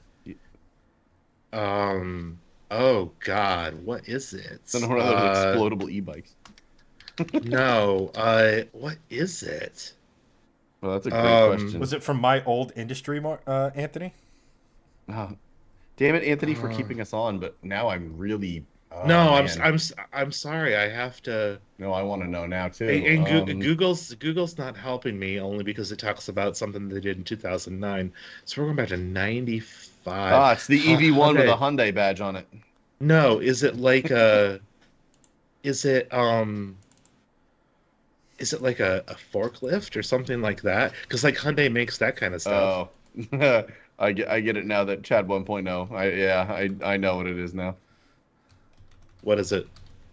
Well, you got to keep going. You got to keep guessing. I know what it is. I know Chad's industry. I don't remember what Chad's in. Oh, not anymore. My industry not right anymore. now is either It's contracting or co- automotive It is content. a recreational sport played by lots of people that cannot play that recreational sport very well. Visible EV guy confusion. Oh God, I do love OBS. It is a great software. OBS, yeah. Well, is it great though? Because my face keeps moving all around. This wouldn't have. That's not OBS. That's Skype's fault. This wouldn't have happened in StreamYard. That's all I'm saying. No. Is it would not. Good news. We are not beholden to Oh, either of those is companies. it a golf cart? It's a golf cart. Yeah. Yeah. Yeah. Okay. Yeah. No, I was thinking for some reason I was thinking commercial equipment because I've seen that Hyundai has made like forklifts and stuff. Hyundai makes a bunch of stuff. Samsung in Korea, like if you want to go down a TikTok rabbit Oh my hole, gosh, I like know. just talk about Samsung in Korea because they basically own the entire peninsula. Yeah. And It's so much stuff. That's It's and the same yes, thing Chad. like with Mitsubishi. It's just like, wow, I cannot believe they make that too. Yes. Oh, wait, you make surface-to-air missiles? What? You make the delivery system on delivery system on ICBMs, and you also make EVs. Yeah. Congratulations. We're like Not going gonna down the talk rabbit about hole of what Fuji heavy GE industry in makes. the bombing of Pearl Harbor. Oh yeah, GE like yeah, GE. But no, the other day what was it? Mitsubishi that they talked about a bunch of their defense contractor stuff, and I'm just like, Yeah, we're Yeah. not going to talk about Fuji Heavy Industries and how they bombed Pearl Harbor. We're not going to go down that rabbit hole either. I don't know No. if Have I you- have you- ever have any sort of political influence. I'm getting rid of all of Mitsubishi's government contracts until they bring back the Evo. there you go. Fully support that. And for all of your audience that are Miata fans, if you ever sit in a product presentation from Mazda, they will always, always, always talk about how we bombed the crap out of them in World War II. Because like the history of that company exists because Hiroshima got nuked. Like it is so. And you sit there as these one or two of them. and you sit there as these Japanese guys are explaining basically the horror of nuclear Armageddon, and I'm sitting here thinking, yeah, but you guys weren't. Yeah, yeah. Maybe not make that part of the presentation next time. Maybe not skip that. But Chad, you've secured Anthony's vote. I agree. The Evo should come back.